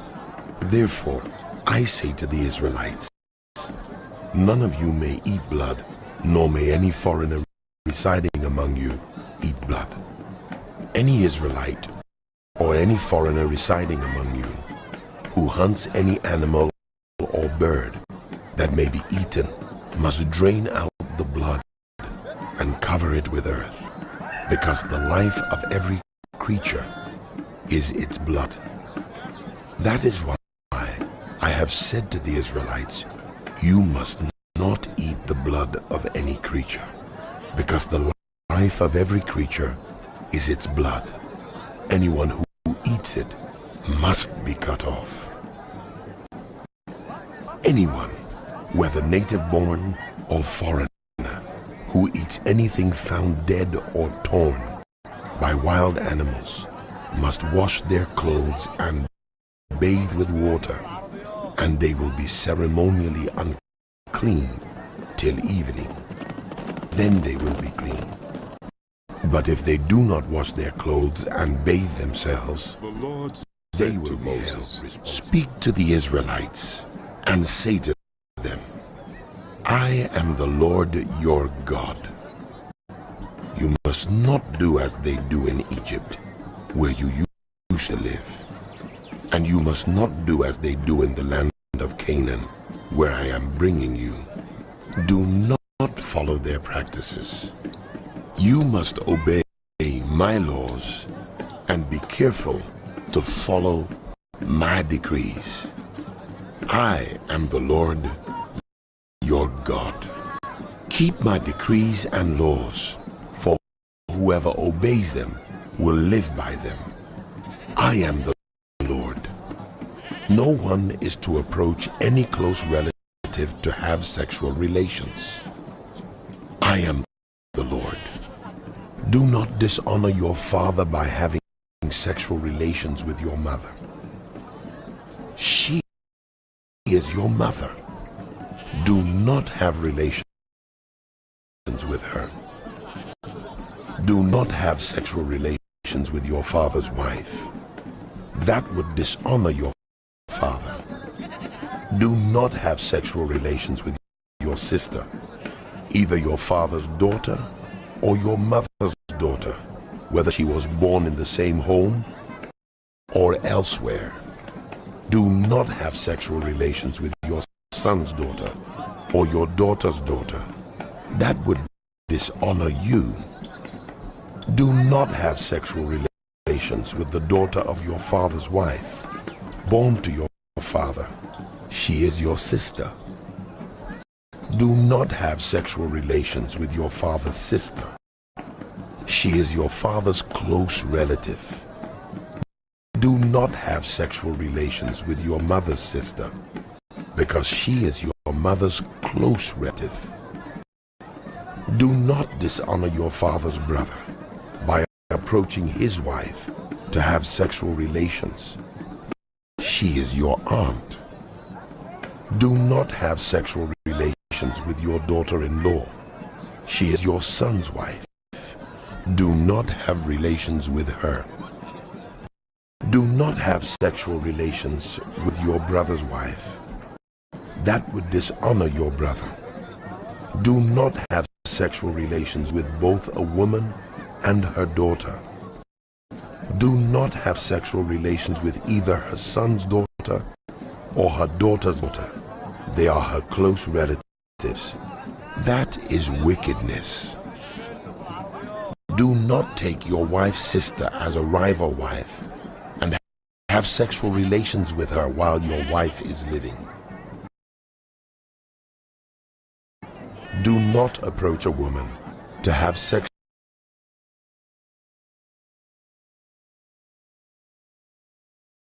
relations during the uncleanness of her monthly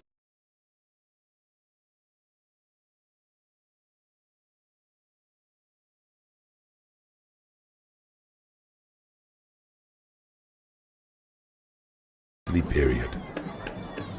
Do not have sexual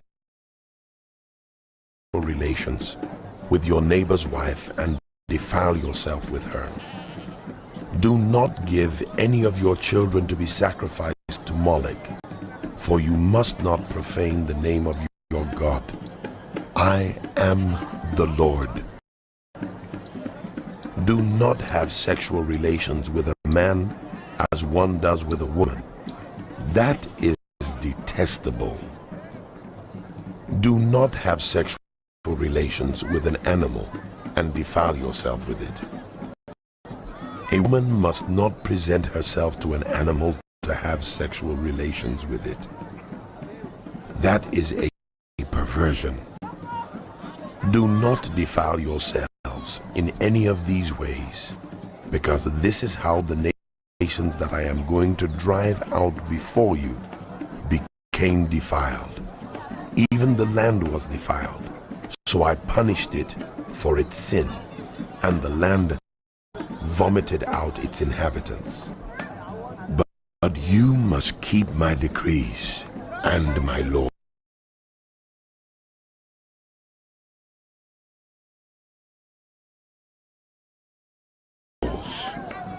The native born and the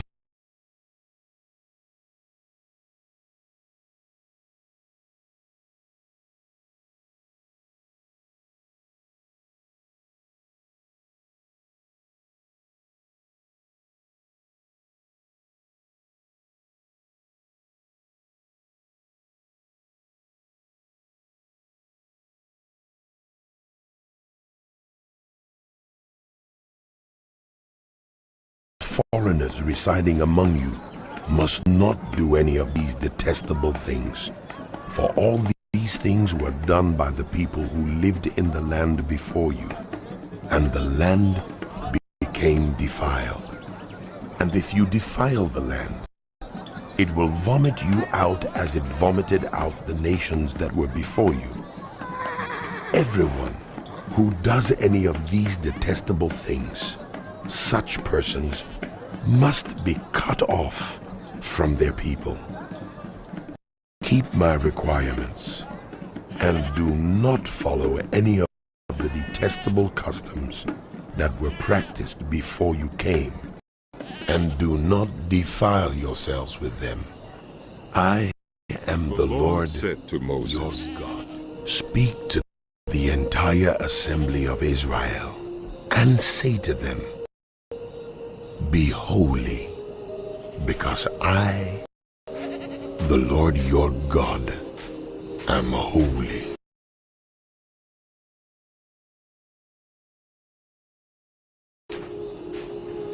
Each of you must respect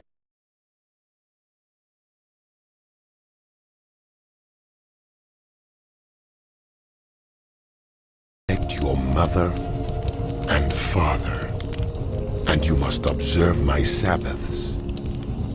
I am the Lord your God. Do not turn to idols or make metal gods for yourselves. I am the Lord your God. When you sacrifice a fellowship offering to the Lord, sacrifice it in such a way that it will be accepted on your behalf.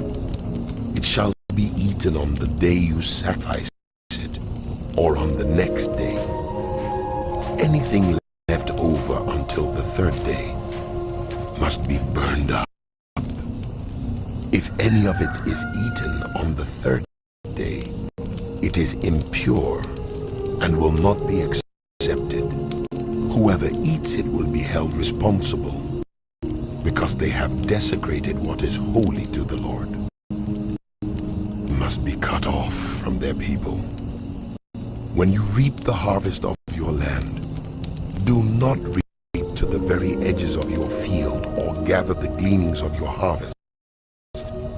Do not go over your vineyard a second time or pick up the grapes that have fallen. Leave them for the poor and the foreigner. I am the Lord your God. Do not steal. Do not lie. Do not deceive one another. Do not swear falsely by my name, and so profane the name of your God. I am the Lord. Do not defraud your neighbors or rob them. Do not hold back the wages of a hired worker overnight. Do not curse the deaf or put a stumbling block in front of the blind, but fear your God. I am the Lord. Do not pervert justice. Do not show partiality to the poor or favoritism to the great, but judge your neighbor fairly. Do not go about spreading slander among your people. Do not do anything that endangers your neighbor's life. I am the Lord. Do not hate a fellow Israelite in your heart. Rebuke your neighbor frankly, so you will not share in their guilt. Do not seek revenge or bear a grudge against anyone among your people, but love your neighbor as yourself. I am the Lord. Keep my decrees. Do not mate different kinds of animals. Do not plant your field with two kinds of seed. Do not wear clothing woven of two kinds of material. If a man sleeps with a female slave who is promised to another man, but who has not been ransomed or given her freedom, there must be due punishment. Yet they are not to be put to death, because she had not been freed. The man, however, must bring a ram to the entrance to the tent of meeting for a guilt offering to the Lord. With the ram of the guilt offering, the priest is to make atonement for him before the Lord for the sin he has committed, and his sin will be forgiven. When you enter the land and plant any kind of fruit tree, regard its fruit as forbidden. For 3 years you are to consider it forbidden. It must not be eaten. In the 4th year, all its fruit will be holy, an offering of praise to the Lord. But in the 5th year, you may eat its fruit. In this way, your harvest will be increased. I am the Lord your God. Do not eat any meat with the blood still in it. Do not practice divination or seek omens. Do not cut the hair at the sides of your head or clip off the edges of your beard. Do not cut your bodies for the dead or put tattoo marks on yourselves. I am the Lord. Do not degrade your daughter by making her a prostitute, or the land will turn to prostitution and be filled with wickedness. Observe my Sabbaths and have reverence for my sanctuary. I am the Lord. Do not turn to mediums or seek out spiritists, for you will be defiled by them. I am the Lord your God. Stand up in the presence of the aged. Show respect for the elderly and revere your God. I am the Lord. When foreigners reside among you in your land, do not mistreat them. The foreigners residing among you must be native born. Love them as yourself, for you were foreigners in Egypt. I am the Lord your God. Do not use dishonest standards when measuring length, weight, or quantity. Use honest scales and honest weights, an honest ephah and an honest hin. I am the Lord your God, who brought you out of Egypt. Keep all my decrees and all my laws and follow them. The Lord said to am the Moses, Lord.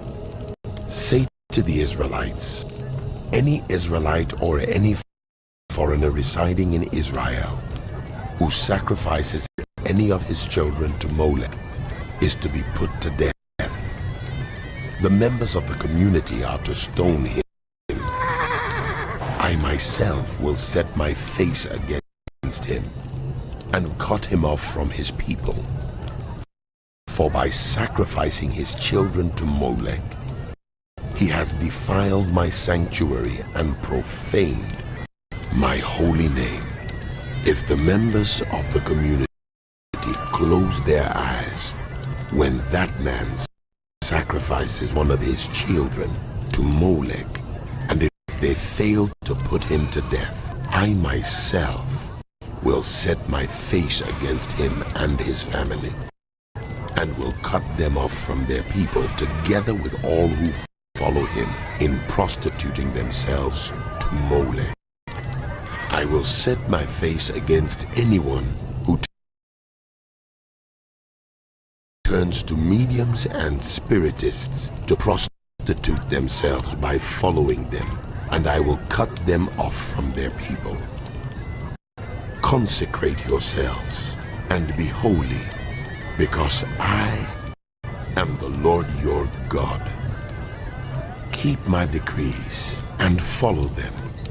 I am the Lord who makes you holy. Anyone who curses their father or mother to be put to death because they have cursed their father or mother, their blood will be on their own head. If a man commits adultery with another man's wife, with the wife of his neighbor, both the adulterer and the adulteress are to be put to death. If a man has sexual relations with his father's wife, he has dishonored his father.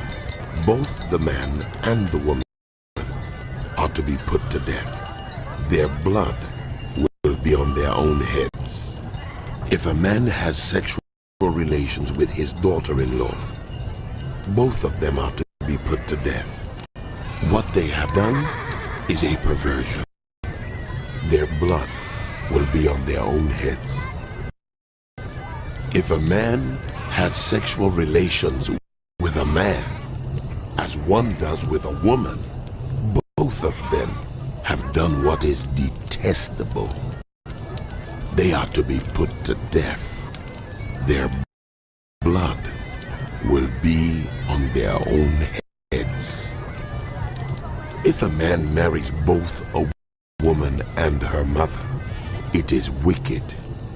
Both he and they must be burned in the fire, so that no wickedness will be among you. If a man has sexual relations with an animal, he is to be put to death, and you must kill the animal. If a woman approaches an animal to have sexual relations with it, kill both the woman and the animal. They're to be put to death. Their blood will be on their own heads. If a man marries his sister, the daughter of either his father or his mother, and they have sexual relations, it is a disgrace. They are to be publicly removed from their people. He has dishonored his sister and will be held responsible. If a man has sexual relations with a woman during her monthly period, he has exposed the source of her flow, and she has also uncovered it. Both of them are to be cut off from their people. Do not have sexual relations with the sister of either your mother or your father, for that would dishonor a close relative. Both of you would be held responsible. If a man has sexual relations with his aunt, he has dishonored his uncle. They will be held responsible. They will die childless. If a man marries his brother's wife, it is an act of impurity. He has dishonored his brother. They will be childless.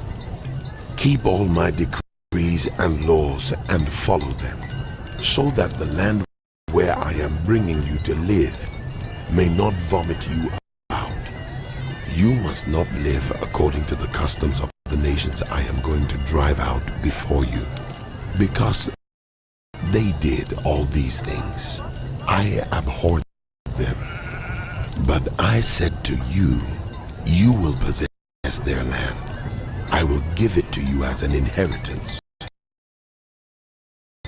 A land flowing with milk and honey. I am the Lord your God, who has set you apart from the nations. You must therefore make a distinction between clean and unclean animals, and between unclean and clean birds.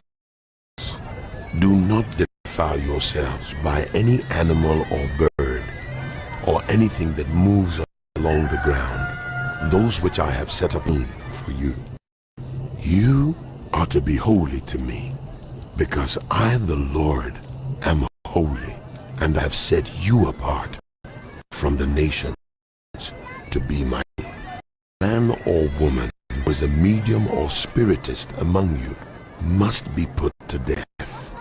You are to stone them. Their blood will be on their own heads.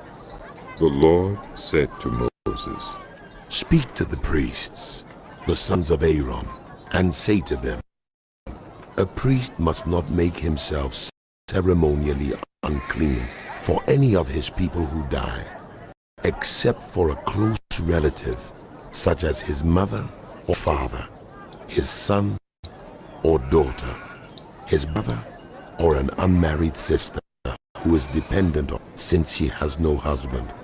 For her, he may make himself unclean. He must not make himself unclean for people related to him by marriage, and so defile himself. Priests must not shave their heads, or shave off the edges of their beards, or cut their bodies. They must be holy to their God, and must not profane the name of their God. Because they present the food offerings to the Lord, the food of their God, they are to be holy. They must not marry women defiled by prostitution or divorced from their husbands, because priests are holy to their God. Regard them as holy, because they offer up the food of your God. Consider them holy, because I, the Lord, am holy. I who make you holy. If a priest's daughter defiles herself by becoming a prostitute, she disgraces her father. She must be burned in the fire. The high priest, the one among his brothers, who has had the anointing oil poured on his head, and who has been ordained to wear the priestly garments, must not let his hair become unkempt or tear his clothes. He must not enter a place where there is a dead body. He must not make himself unclean, even for his father or mother, nor leave the sanctuary of his God, or desecrate it, because he has been dedicated by the anointing oil of his God. I am the Lord. The woman he marries must be a virgin. He must not marry a widow, a divorced woman, or a woman defiled by prostitution, but only a virgin from his own people, so that he will not defile his offspring among his people. I am the Lord who makes him holy. The Lord said to Moses, Say to Aaron, for the generations to come, none of your descendants who has a defect may come near to offer the food of his God. No man who has any defect may come near. No man who is blind or lame, disfigured or deformed, No man with a crippled foot or hand, or who is a hunchback or a dwarf, or who has any eye defect, or who has festering or running sores, or damaged testicles. No descendant of Aaron the priest who has any defect is to come near to present the food offerings to the Lord. He has a defect. He must not come near to offer the food of his God. He may eat the most holy food of his God, as well as the holy food. Yet because of his defect, he must not go near the curtain, approach the altar, and so desecrate my sanctuary. I am the Lord who makes them holy. So Moses told this to Aaron and his sons and to all the Israelites. Tell Aaron and his sons to treat with respect the sacred offerings the Israelites consecrate to me, so they will not profane my holy name. I am the Lord. Say to them,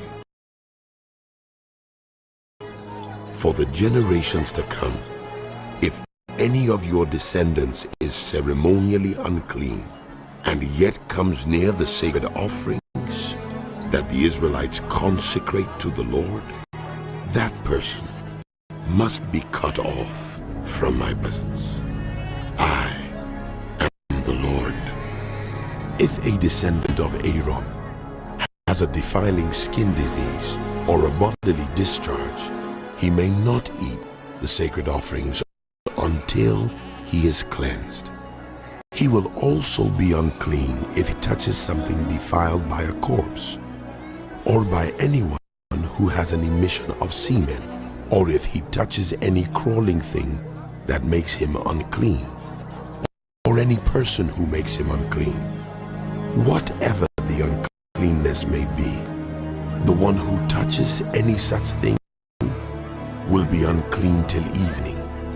He must not eat any of the sacred offerings unless he has bathed himself with water. When the sun goes down, he will be clean, and after that he may eat the sacred offerings, for they are his food. He must not eat anything found dead or torn by wild animals, and so become unclean through it. I am the Lord. The priests are to perform a service in such a way that they do not become guilty and die for treating it with contempt. I am the Lord who makes them holy. No one outside a priest's family may eat a sacred offering, nor may the guest of a priest or his hired worker eat it. But if a priest buys a slave with money, or if slaves are born in his household, they may eat his food. If a priest's daughter marries anyone other than a priest, she may not eat any of the sacred contributions. But if a priest's daughter becomes a widow or is divorced, yet has no children, and she returns to live in her father's household as in her youth, she may eat of her father's food. No unauthorized person, however, may eat any of it. Anyone who eats a sacred offering by mistake must make restitution to the priest for the offering and add a fifth of the value to it. The priests must not desecrate the sacred offerings the Israelites present to the Lord by allowing them to eat the sacred offerings and so bring upon them guilt requiring payment. I am the Lord who makes them holy. The Lord said to Moses, Speak to Aaron and his sons, and to all the Israelites, and say to them, If any of you, whether an Israelite or a foreigner residing in Israel, presents a gift for a burnt offering to the Lord, either to fulfill vow or as a free will offering, you must present a male without defect from the cattle, sheep, or goats in order that it may be accepted on your behalf. Do not bring anything with a defect, because it will not be accepted on your behalf. When anyone brings from the herd or flock a fellowship offering to the Lord to fulfill a special vow or as a free will offering, it must be without defect or blemish to be acceptable. Do not offer to the Lord the blind, the injured, or the maimed, or anything with warts or festering or running sores. Do not place any of these on the altar as a food offering presented to the Lord. You may, however, present as a freewill offering an ox or a sheep that is deformed or stunted, but it will not be accepted in fulfillment of a vow. You must not offer to the Lord an animal whose testicles are bruised, crushed, torn, or cut. You must not do this in your own land, and you must not accept such animals from the hand of a foreigner and offer them as the food of your God. They will not be accepted on your behalf, because they are deformed and have defects. The Lord said to Moses, When a calf, a lamb, or a goat is born, it is to remain with its mother for 7 days. From the 8th day on, it will be acceptable as a food offering presented to the Lord. Do not slaughter a cow or a sheep and its young on the same day. When you sacrifice a thank offering to the Lord, sacrifice it in such a way that it will be accepted on your behalf. It must be eaten that same day. Leave none of it till morning. I am the Lord. Keep my commands and follow them. I am the Lord.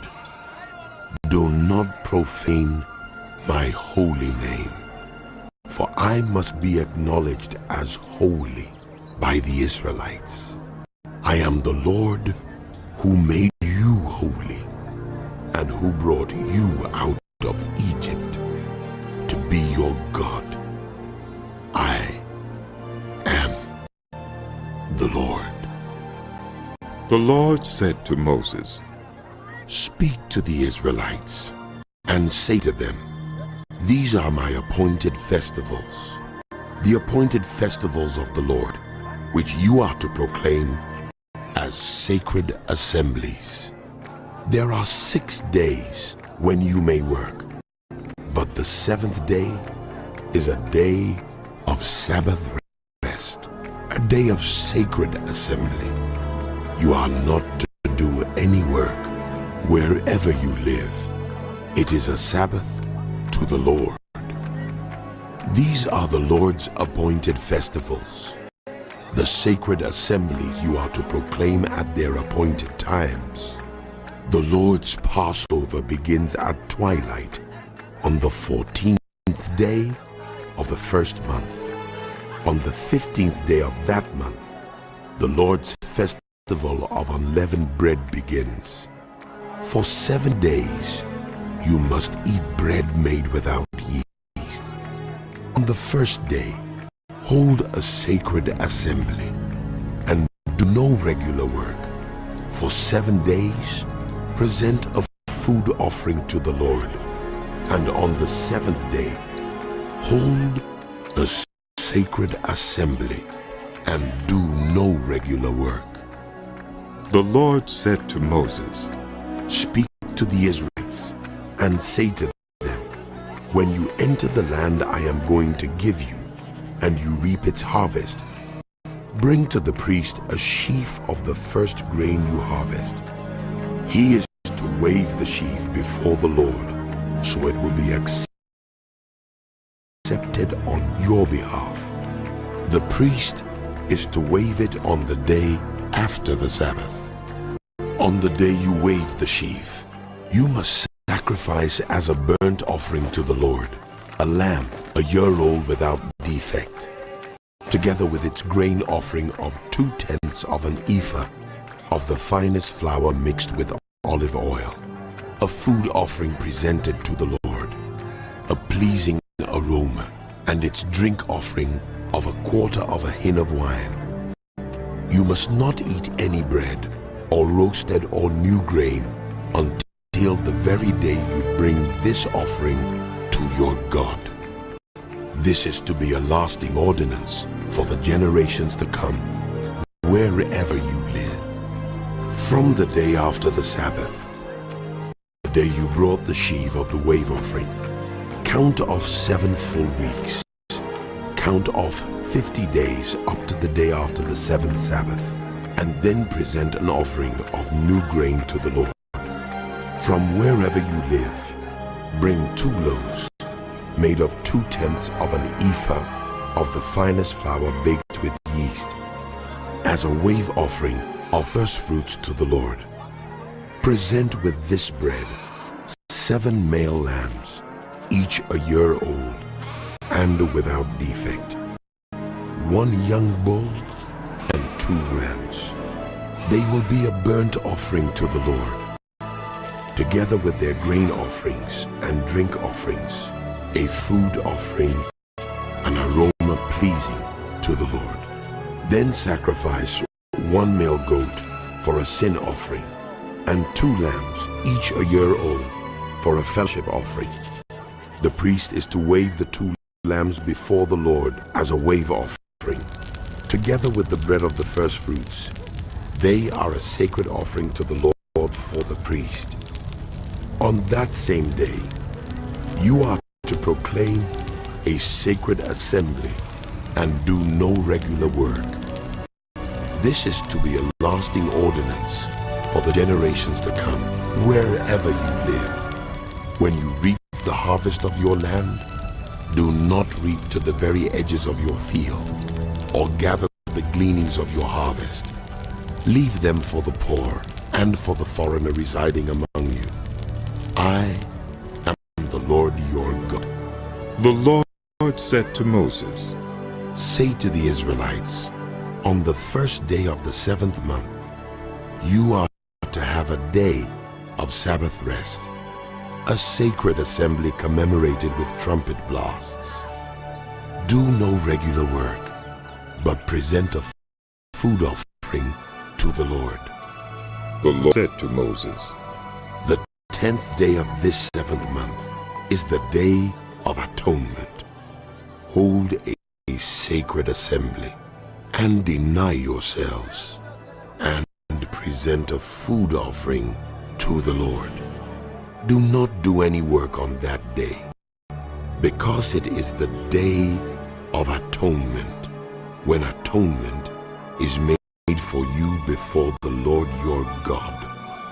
Those who do not deny themselves on that day must be cut off from their people. I will destroy from among their people anyone who does any work on that day. You shall do no work at all. This is to be a lasting ordinance for the generations to come, wherever you live. It is a day of Sabbath rest for you, and you must deny yourselves. From the evening of the 9th day of the month until the following evening, you are to observe your Sabbath. The Lord said to Moses, Say to the Israelites, on the 15th day of the 7th month, the Lord's festival of tabernacles begins, and it lasts for 7 days. The first day is a sacred assembly. Do no regular work. For 7 days, present food offerings to the Lord. And on the 8th day, hold a sacred assembly and present a food offering to the Lord. It is the closing special assembly. Do no regular work. These are the Lord's appointed festivals, which you are to proclaim as sacred assemblies for bringing food offerings to the Lord, the burnt offerings and grain offerings, sacrifices and drink offerings required for each day. These are in addition to those for the Lord's Sabbaths, and in addition to your gifts and whatever you have vowed, and all the free will offerings you give to the Lord. So, beginning with the 15th day of the 7th month, after you have gathered the crops of the land, celebrate the festival to the Lord for 7 days.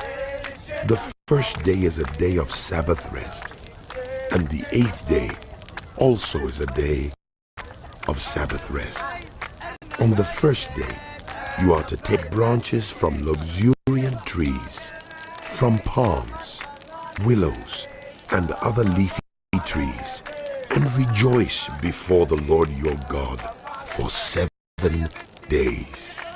Celebrate this as a festival to the Lord for 7 days each year. This is to be a lasting ordinance for the generations to come. Celebrate it in the 7th month. Live in temporary shelters for 7 days. All native-born Israelites are to live in such shelters, so your descendants will know that I had the Israelites live in temporary shelters when I brought them out of Egypt. I am the Lord your God. So Moses announced to the Israelites the appointed festivals. The Lord said to Moses, Command the Israelites to bring you clear oil of pressed olives for the light, so that the lamps may be kept burning continually. Outside the curtain that shields the Ark of the Covenant law in the tent of meeting, Aaron is to tend the lamps before the Lord from evening till morning continually. This is to be a lasting ordinance for the generations to come. The lamps on the pure gold lampstand before the Lord must be tended continually. Take the finest flour and bake 12 loaves of bread, using 2/10 of an ephah for each loaf. Arrange them in 2 stacks, 6 in each stack on the table of pure gold before the Lord. By each stack, put some pure incense as a memorial portion to represent the bread and to be a food presented to the Lord. This bread is to be set out before the Lord regularly, Sabbath after Sabbath, on behalf of the Israelites as a lasting covenant. It belongs to Aaron and his sons, who are to eat it in the sanctuary area, because it is a most holy part of their perpetual share of the food offerings presented to the Lord. Now the son of an Israelite mother and an Egyptian father went out among the Israelites, and a fight broke out in the camp between him and an Israelite.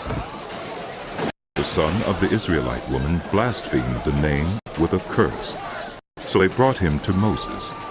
His mother's name was Shelomith, the daughter of Dibri the Danite. They put him in custody until the will of the Lord should be made clear to them. Then the Lord said to Moses, Take the blasphemer outside the camp.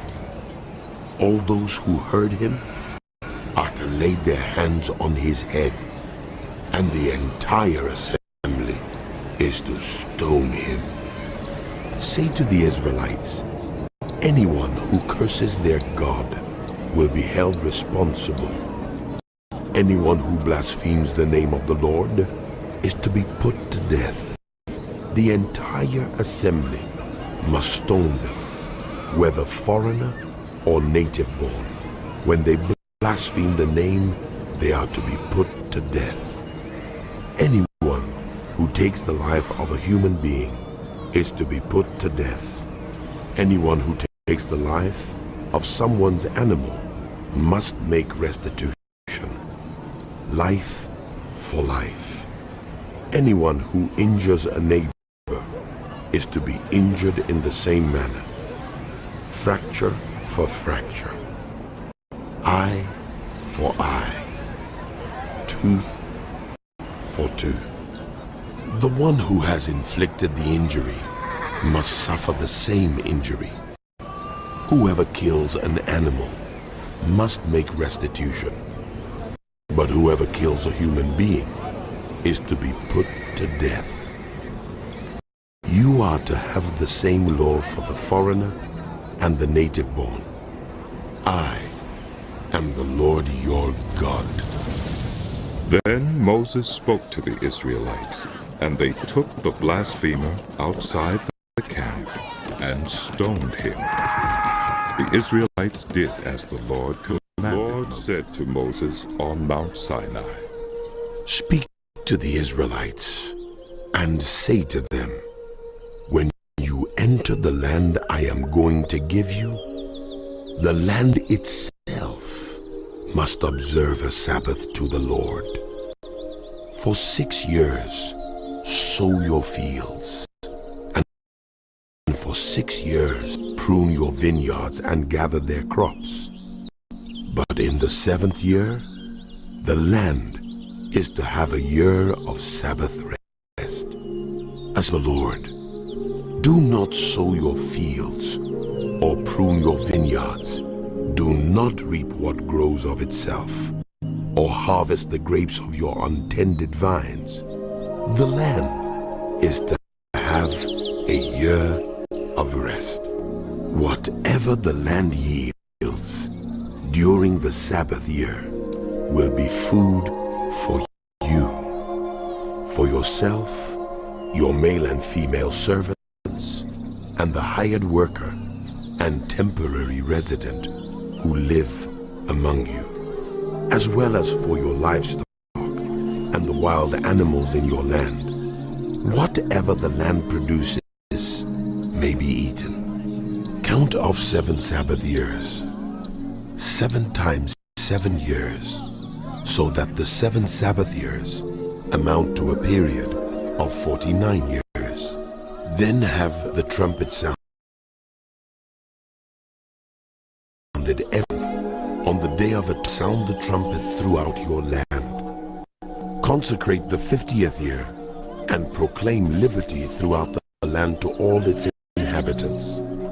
It shall be a jubilee for you. Each of you is to return to your family property and to your own clan. The 50th shall be a jubilee for you. Do not sow and do not reap what grows of itself, or harvest the untended vines, for it is a jubilee and is to be holy for you. Eat only what is taken directly from the fields. In this year of jubilee, everyone is to return to their own property. If you sell land to any of your own people or buy land from them, do not take advantage of each other. You are to buy from your own people on the basis of the number of years since the Jubilee, and they are to sell to you on the basis of the number of years left for harvesting crops. When the years are many, you are to increase the price, and when the years are few, you are to decrease the price, because what is really being sold to you is the number of crops. Do not take advantage of each other, but fear your God. I am the Lord your God. Follow my decrees and be careful to obey my laws, and you will safely in the land. Then the land will yield its fruit, and you will eat your fill and live there in safety. You may ask, what will we eat in the 7th year if we do not plant or harvest our crops? I will send you such a blessing in the 6th year that the land will yield enough for 3 years. While you plant during the 8th year, you will eat from the old crop and will continue to eat from it until the harvest of the 9th year comes in. The land must not be sold permanently, because the land is mine, and you reside in my land as foreigners and strangers. Throughout the land that you hold as a possession, you must provide for the redemption of the land. If anyone among you becomes poor and sells some of their property, their nearest relative is to come and redeem what they have sold. If, however, there is no one to redeem it for them, but later on they prosper and acquire sufficient means to redeem it themselves, they are to determine the value for the years since they sold it and refund the balance to the one to whom they sold it. They can then go back to their own property. But if they do not acquire pay, what was sold will remain in the possession of the buyer until the year of Jubilee. It will be returned in the Jubilee, and they can then go back to their property. Anyone who sells a house in a walled city retains the right of redemption a full year after its sale. During that time, the seller may redeem it. If it is not redeemed before a full year has passed, the house in the walled city shall belong permanently to the buyer and the buyer's descendants. It is not to be returned in the Jubilee. But houses in villages without walls around them are to be considered as belonging to the open country. They can be redeemed, and they are to be returned in the Jubilee.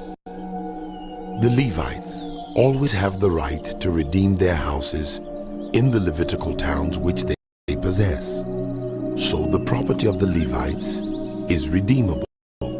That is, a house sold in any town they hold, and is to be returned in the Jubilee, because the houses in the towns of the Levites are their property among the Israelites.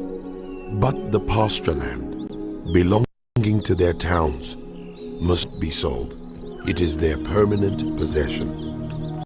If any of your own people become poor and are unable to support themselves among you, help them as you would a foreigner and stranger, so they can continue to live among you. Do not take interest or any profit from them, but fear your God, so that your poor neighbors may continue to live among you.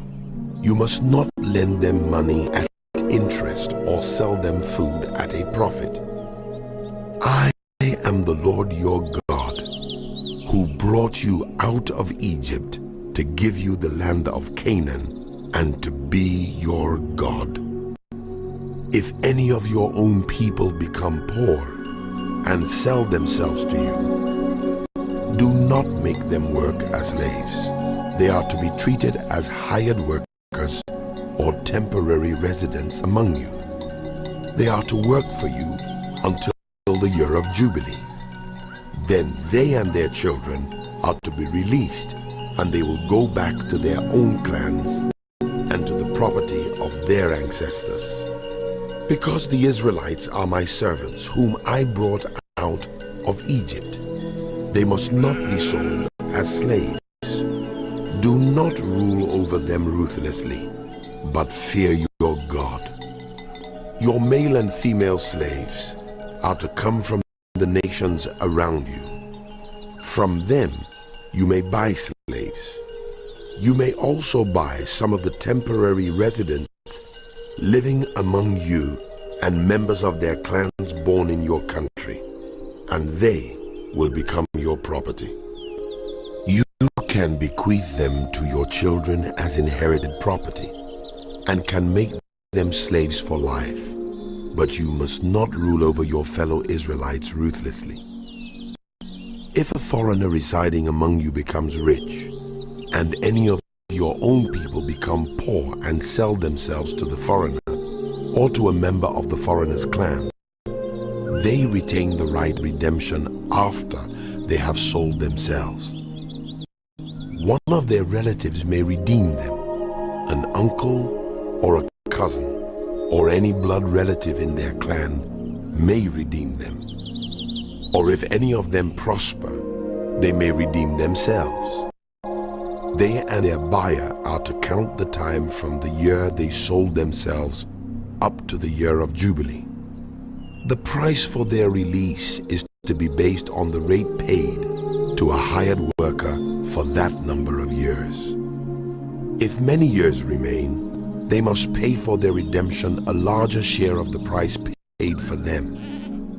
If only a few years remain until the year of Jubilee, they are to compute that and pay for their redemption accordingly. They are to be treated as hired workers from year to year. You must see to it that those to whom they owe service do not rule over them ruthlessly. Even if they are not redeemed in any of these ways, they and their children are to be released in the year of Jubilee, for the Israelites belong to me as servants. They are my servants, whom I brought out of Egypt. I am the Lord. Idols or set up an image or a sacred stone for yourselves. And do not place a carved stone in your land to bow down before it. I am the Lord your God. Observe my Sabbaths and have reverence for my sanctuary. I am the Lord. If you follow my decrees and are careful to obey my commands, I will send you rain in its season, and the ground will yield its crops and the trees their fruit. Your threshing will continue until grape harvest, and the grape harvest will continue until planting, and you will eat all the food you want and live in safety in your land. I will grant peace in the land, and you will lie down, and no one will make you afraid. I will remove wild beasts from the land, and the sword will not pass through your country. You will pursue your enemies, and they will fall by the sword before you. 5 of you will chase 100, and 100 of you will chase 10,000, and your enemies will fall by the sword before you. I will look on you with favor and make you fruitful and increase your numbers. And I will keep my covenant with you. You will still be eating last year's harvest when you will have to move it out to make room for the new. I will put my dwelling place among you, and I will not abhor you. I will walk among you and be your God, and you will be my people. I am the Lord your God, who brought you out of Egypt so that you would no longer be slaves to the Egyptians. I broke the bars of your yoke and enabled you to walk with heads held high. But if you will not listen to me and carry out all these commands, if you reject my decrees and abhor my laws and fail to carry out all my commands and so violate my covenant, then this to you: I will bring on you sudden terror, wasting diseases, and fever that will destroy your sight and sap your strength. You will plant seed in vain, because your enemies will eat it. I will set my face against you so that you will be defeated by your enemies. Those who hate you will rule over you and will flee even when no one is pursuing you. If after all this you will not listen to me, I will punish you for your sins 7 times over. I will break down your stubborn pride and make the sky above you like iron and the ground beneath you like bronze. Your strength will be spent in vain, because your soil will not yield its crops, nor will the trees of your land yield their fruit. If you remain hostile toward me and refuse to listen to me, I will multiply your affliction 7 times over. as your sins deserve. I will send wild animals against you, and they will rob you of your children, destroy your cattle, and make you so few in number that your roads will be deserted. If in spite of these things you do not accept my correction but continue to be hostile toward me, I myself will be hostile toward you and will afflict you for your sins 7 times over. And I will bring the sword on you to avenge the breaking of the covenant. When you withdraw into your cities, I will send plague among you, and you will be given into enemy hands. When I cut off your supply of bread, 10 women will be able to bake your bread in one oven, and they will dole out the bread by weight. You will eat, but you will not be satisfied. If in spite of this, you still do not listen to me but continue to be hostile toward me, then in my anger I will be hostile toward you, and I myself will punish you for your sins 7 times over. You will eat the flesh of your sons and the flesh of your daughters. I will destroy your high places, cut down your incense altars, and pile your dead bodies on the lifeless forms of your idols, and I will abhor you. I will turn your cities into ruins and lay waste your sanctuaries, and I will take no delight in the pleasing aroma of your offerings. I myself will lay waste the land so that your enemies who live there will be appalled. I will scatter you among the nations and will draw out my sword and pursue you. Your land will be laid waste and your cities will lie in ruins. Then the land will enjoy its Sabbath years all the time that it lies desolate and you are in the country of your enemies. Then the land will rest and enjoy its Sabbaths. All the time that it lies desolate, the land will have the rest it did not have during the Sabbaths you lived in it. As for those of you who are left, I will make their hearts so fearful in the lands of their enemies that the sound of a wind-blown leaf will put them to flight. They will run as though fleeing from the sword, and they will fall, even though no one is pursuing them. They will stumble over one another as though fleeing from the sword, even though no one is pursuing them. So you will not be able to stand before your enemies. You will perish among the nations. The land of your enemies will devour you. Those of you who are left will waste away in the lands of their enemies because of their sins. Also because of their ancestors' sins, they will waste away. But if they will confess their sins and the sins of their ancestors, their unfaithfulness and their hostility toward me, which made me hostile toward them, so that I sent them into the land of their enemies, then when their uncircumcised hearts are humbled and they pay for their sin, I will remember my covenant with Jacob and my covenant with Isaac and my covenant with Abraham, and I will remember the land, for the land will be deserted by them and will enjoy its Sabbaths while it lies desolate without them. They will pay for their sins because they rejected my laws and abhorred my decrees.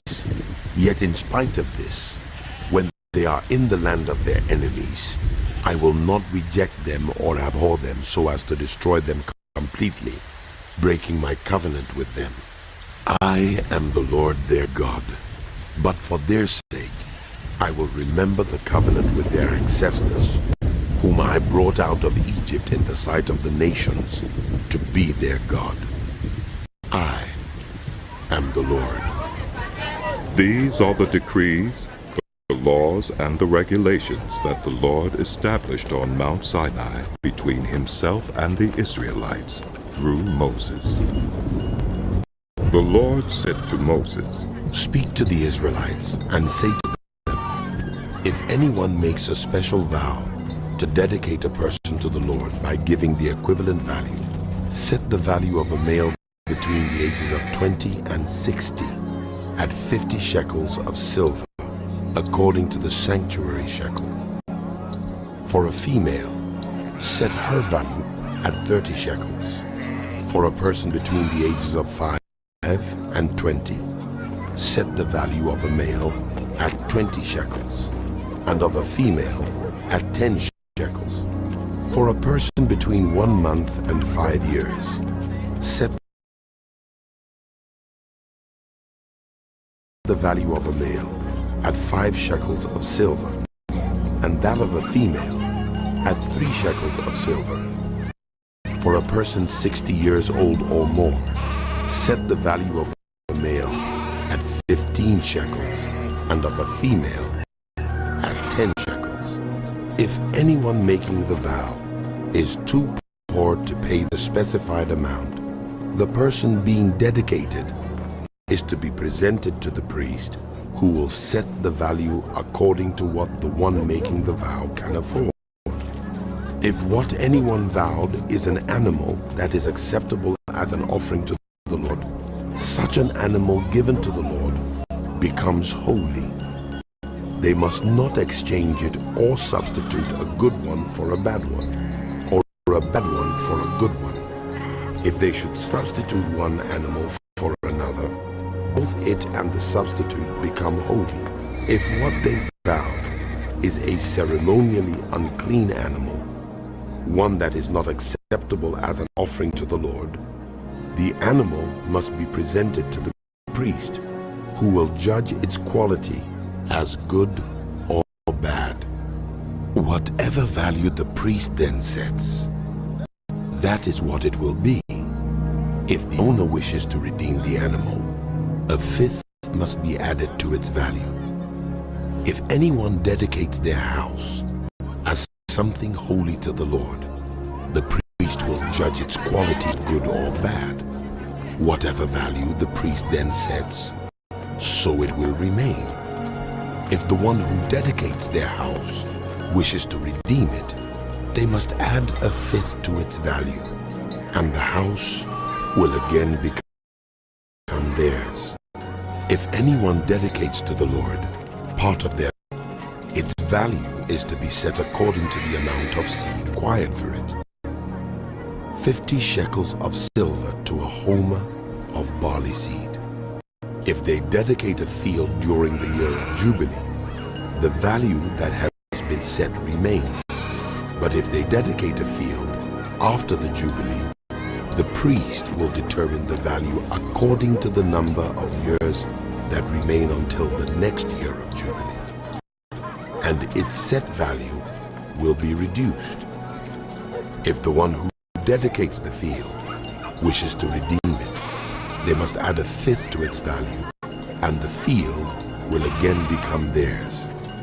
If, however, they do not redeem the field, or if they have sold it to someone else, it can never be redeemed. When the field is released in the Jubilee, it will become holy, like a field devoted to the Lord. It will become priestly property. If anyone dedicates to the Lord a field they have bought, which is not part of their family land, the priest will determine its value up to the year of Jubilee, and that person must pay its value on that day as something holy to the Lord. In the year of Jubilee, the field will revert to the person from whom it was bought, the one whose land it was. Every value is to be set according to the sanctuary shekel, 20 gerahs to the shekel. No one, however, may dedicate the firstborn of an animal, since the firstborn already belongs to the Lord. Whether an ox or a sheep, it is the Lord's. If it is one of the unclean animals, it may be bought back at its set value, adding a fifth of the value to it. If it is not redeemed, it is to be sold at its set value. But nothing that a person owns and devotes to the Lord, human being or an animal or family land may be sold or redeemed, everything so devoted is most holy to the Lord. No persons devoted to destruction may be ransomed. They are to be put to death. A tithe of everything from the land, whether grain from the soil or fruit from the trees, belongs to the Lord. It is holy to the Lord.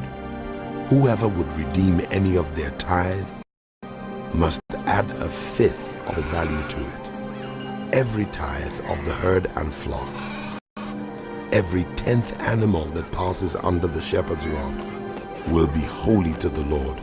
No one may pick out the good from the bad or make any substitution. If anyone does make a substitution, both the animal and its substitute become holy and cannot be redeemed. These are the commands the Lord gave Moses on Mount Sinai for the Israelites.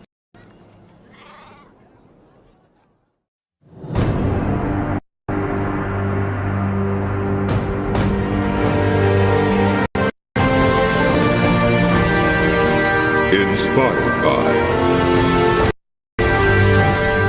the Bible Experience.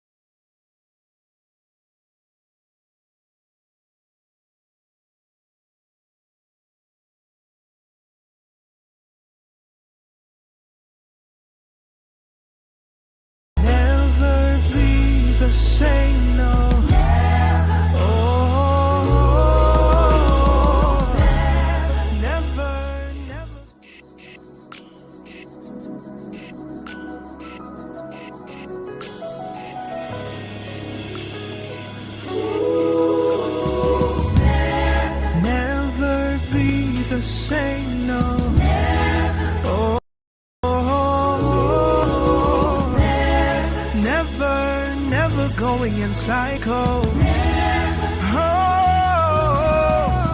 I will never be the same. I've touched your grace. My life is changed. I will never be the same. I've touched your grace. My life is changed. Say, I will never be the same. I've touched your grace. My life is changed. Hallelujah, never be the same. I've touched your grace. My life is changed. Never be the same. I've touched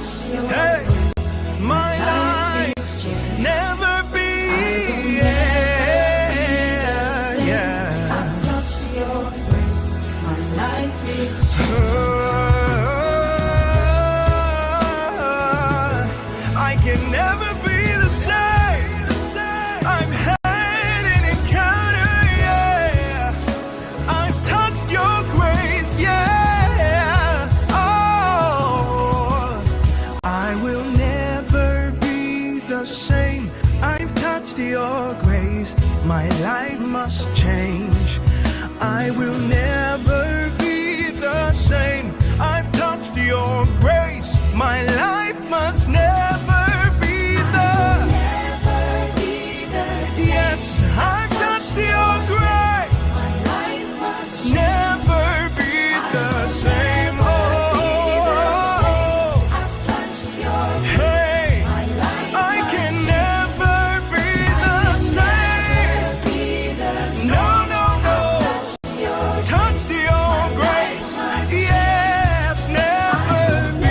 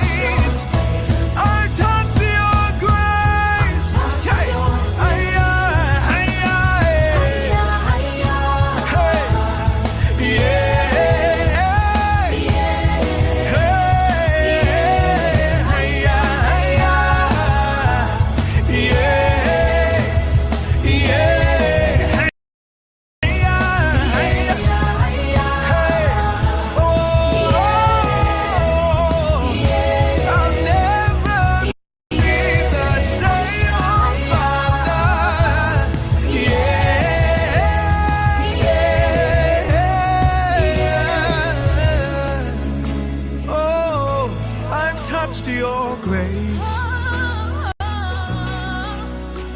I'll never be the same. I can never be the same.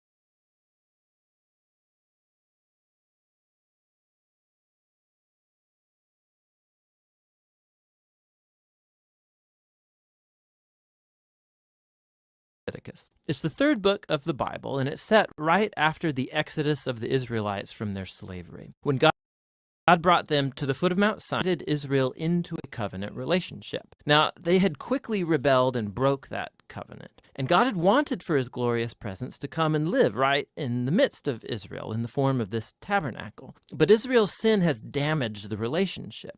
So, at the end of the previous book, Exodus, Moses, as Israel's representative, could not even enter God's presence in the tent. The book of Leviticus opens by reminding us of this fundamental problem. It says, "The Lord called to Moses from the tent." So the question is, how can Israel, in their sin and selfishness, be reconciled to this holy God? That's what this book is all about, how God is graciously providing a way for sinful, corrupt people to live in his holy presence. Now, let's pause for a second and explore this really important idea that God is holy. It's fundamental to understanding this book. The word holy means simply to be set apart or unique. And in the Bible, God is set apart from all other things because of his unique role as the creator of all, as the author of life itself. And so if God is holy, then the space around God is also holy. It's full of his goodness and his life and purity and justice. So if Israel, who is unjust and sinful, wants to live in God's holy presence, they too need to become holy. Their sin has to be dealt with. Thus, the book of Leviticus.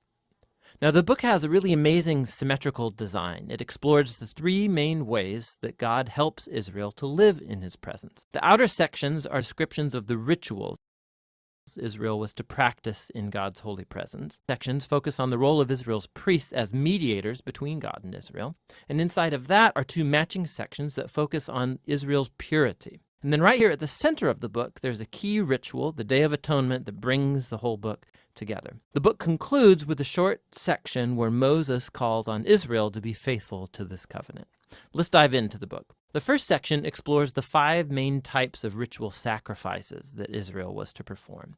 2 of these were ways that an Israelite could say thank you to God by offering back to God these symbolic tokens of what God has first given them. 3 other sacrifices were different ways of saying sorry to God. So here an Israelite would offer up the lifeblood of an animal while confessing that their sin has created more evil and death in God's good world. But instead of destroying this person, God, of course, wants to forgive them. And so this animal symbolically dies in their place and atones, which means it covers for their sin. And so through these rituals, the Israelites were constantly being reminded of God's grace, but also of his justice and of the seriousness of their evil and its consequences. The second set of rituals lays out the 7 annual feasts of Israel. And each of these retells of the story about how God redeemed them from slavery in Egypt and brought them through the wilderness on their way to the promised land. And by celebrating these feasts regularly, Israel would remember who they were and who God was to them. Now, the sections about Israel's priests, you have Aaron and his sons first ordained to enter into God's presence on behalf of Israel. And then in the matching section, we find the qualifications for being a priest. The priests were called to the highest level of moral integrity and ritual holiness because they represented the people before God, but then also represented God to the people. Now, we find out why the priest's holiness matters so much back here in this first section. Right after the family of Aaron was ordained, 2 of his sons waltz right into God's presence and flagrantly violate the rules. And so they are consumed by God's holiness on the spot. It's a haunting reminder of the paradox of living in God's holy presence, because it's pure goodness, but it becomes dangerous to those who rebel and insult God's holiness. And so it's important that Israel's priests become holy, and also that all of the people of Israel become holy, which is what the next inner sections are all about. Chapters 11 through 15 are about the ritual purity required of all the Israelites, and chapters 18 through 20 are about the moral purity of people. Here's what's underneath all of this purity and impurity language. Because God is holy and he's set apart, the Israelites need to be in a state of holiness themselves when they enter into his presence. This was called being clean or pure.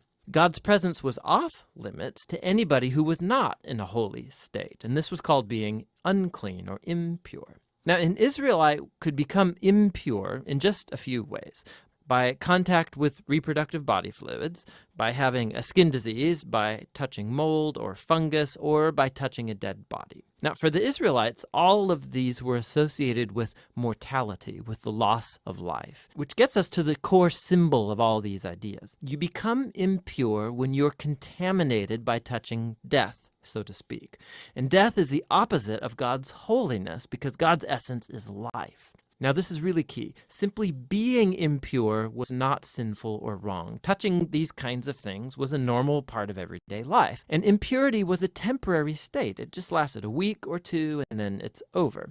What was wrong or sinful was to waltz into God's presence carrying these symbols of death and impurity on my body. Don't do that. Now, the last way of becoming impure was by eating certain animals, and the kosher food laws are found right here in this section. Now, there have been lots of theories about why certain animals were considered impure and off limits. To promote hygiene or to avoid cultural taboos, the text just isn't explicit. But the basic point of all of these chapters is really clear. Altogether, these work as an elaborate set of cultural symbols that reminds Israel that God's holiness was to affect all areas of their lives. This corresponding section over here is about Israel's moral purity. The Israelites were called to live differently than the Canaanites. They were to care for the poor instead of overlooking them. They were to have a high level of sexual integrity, and they were to promote justice throughout their entire land. Now, here at the center of the book, we find a long description of one of Israel's annual feasts,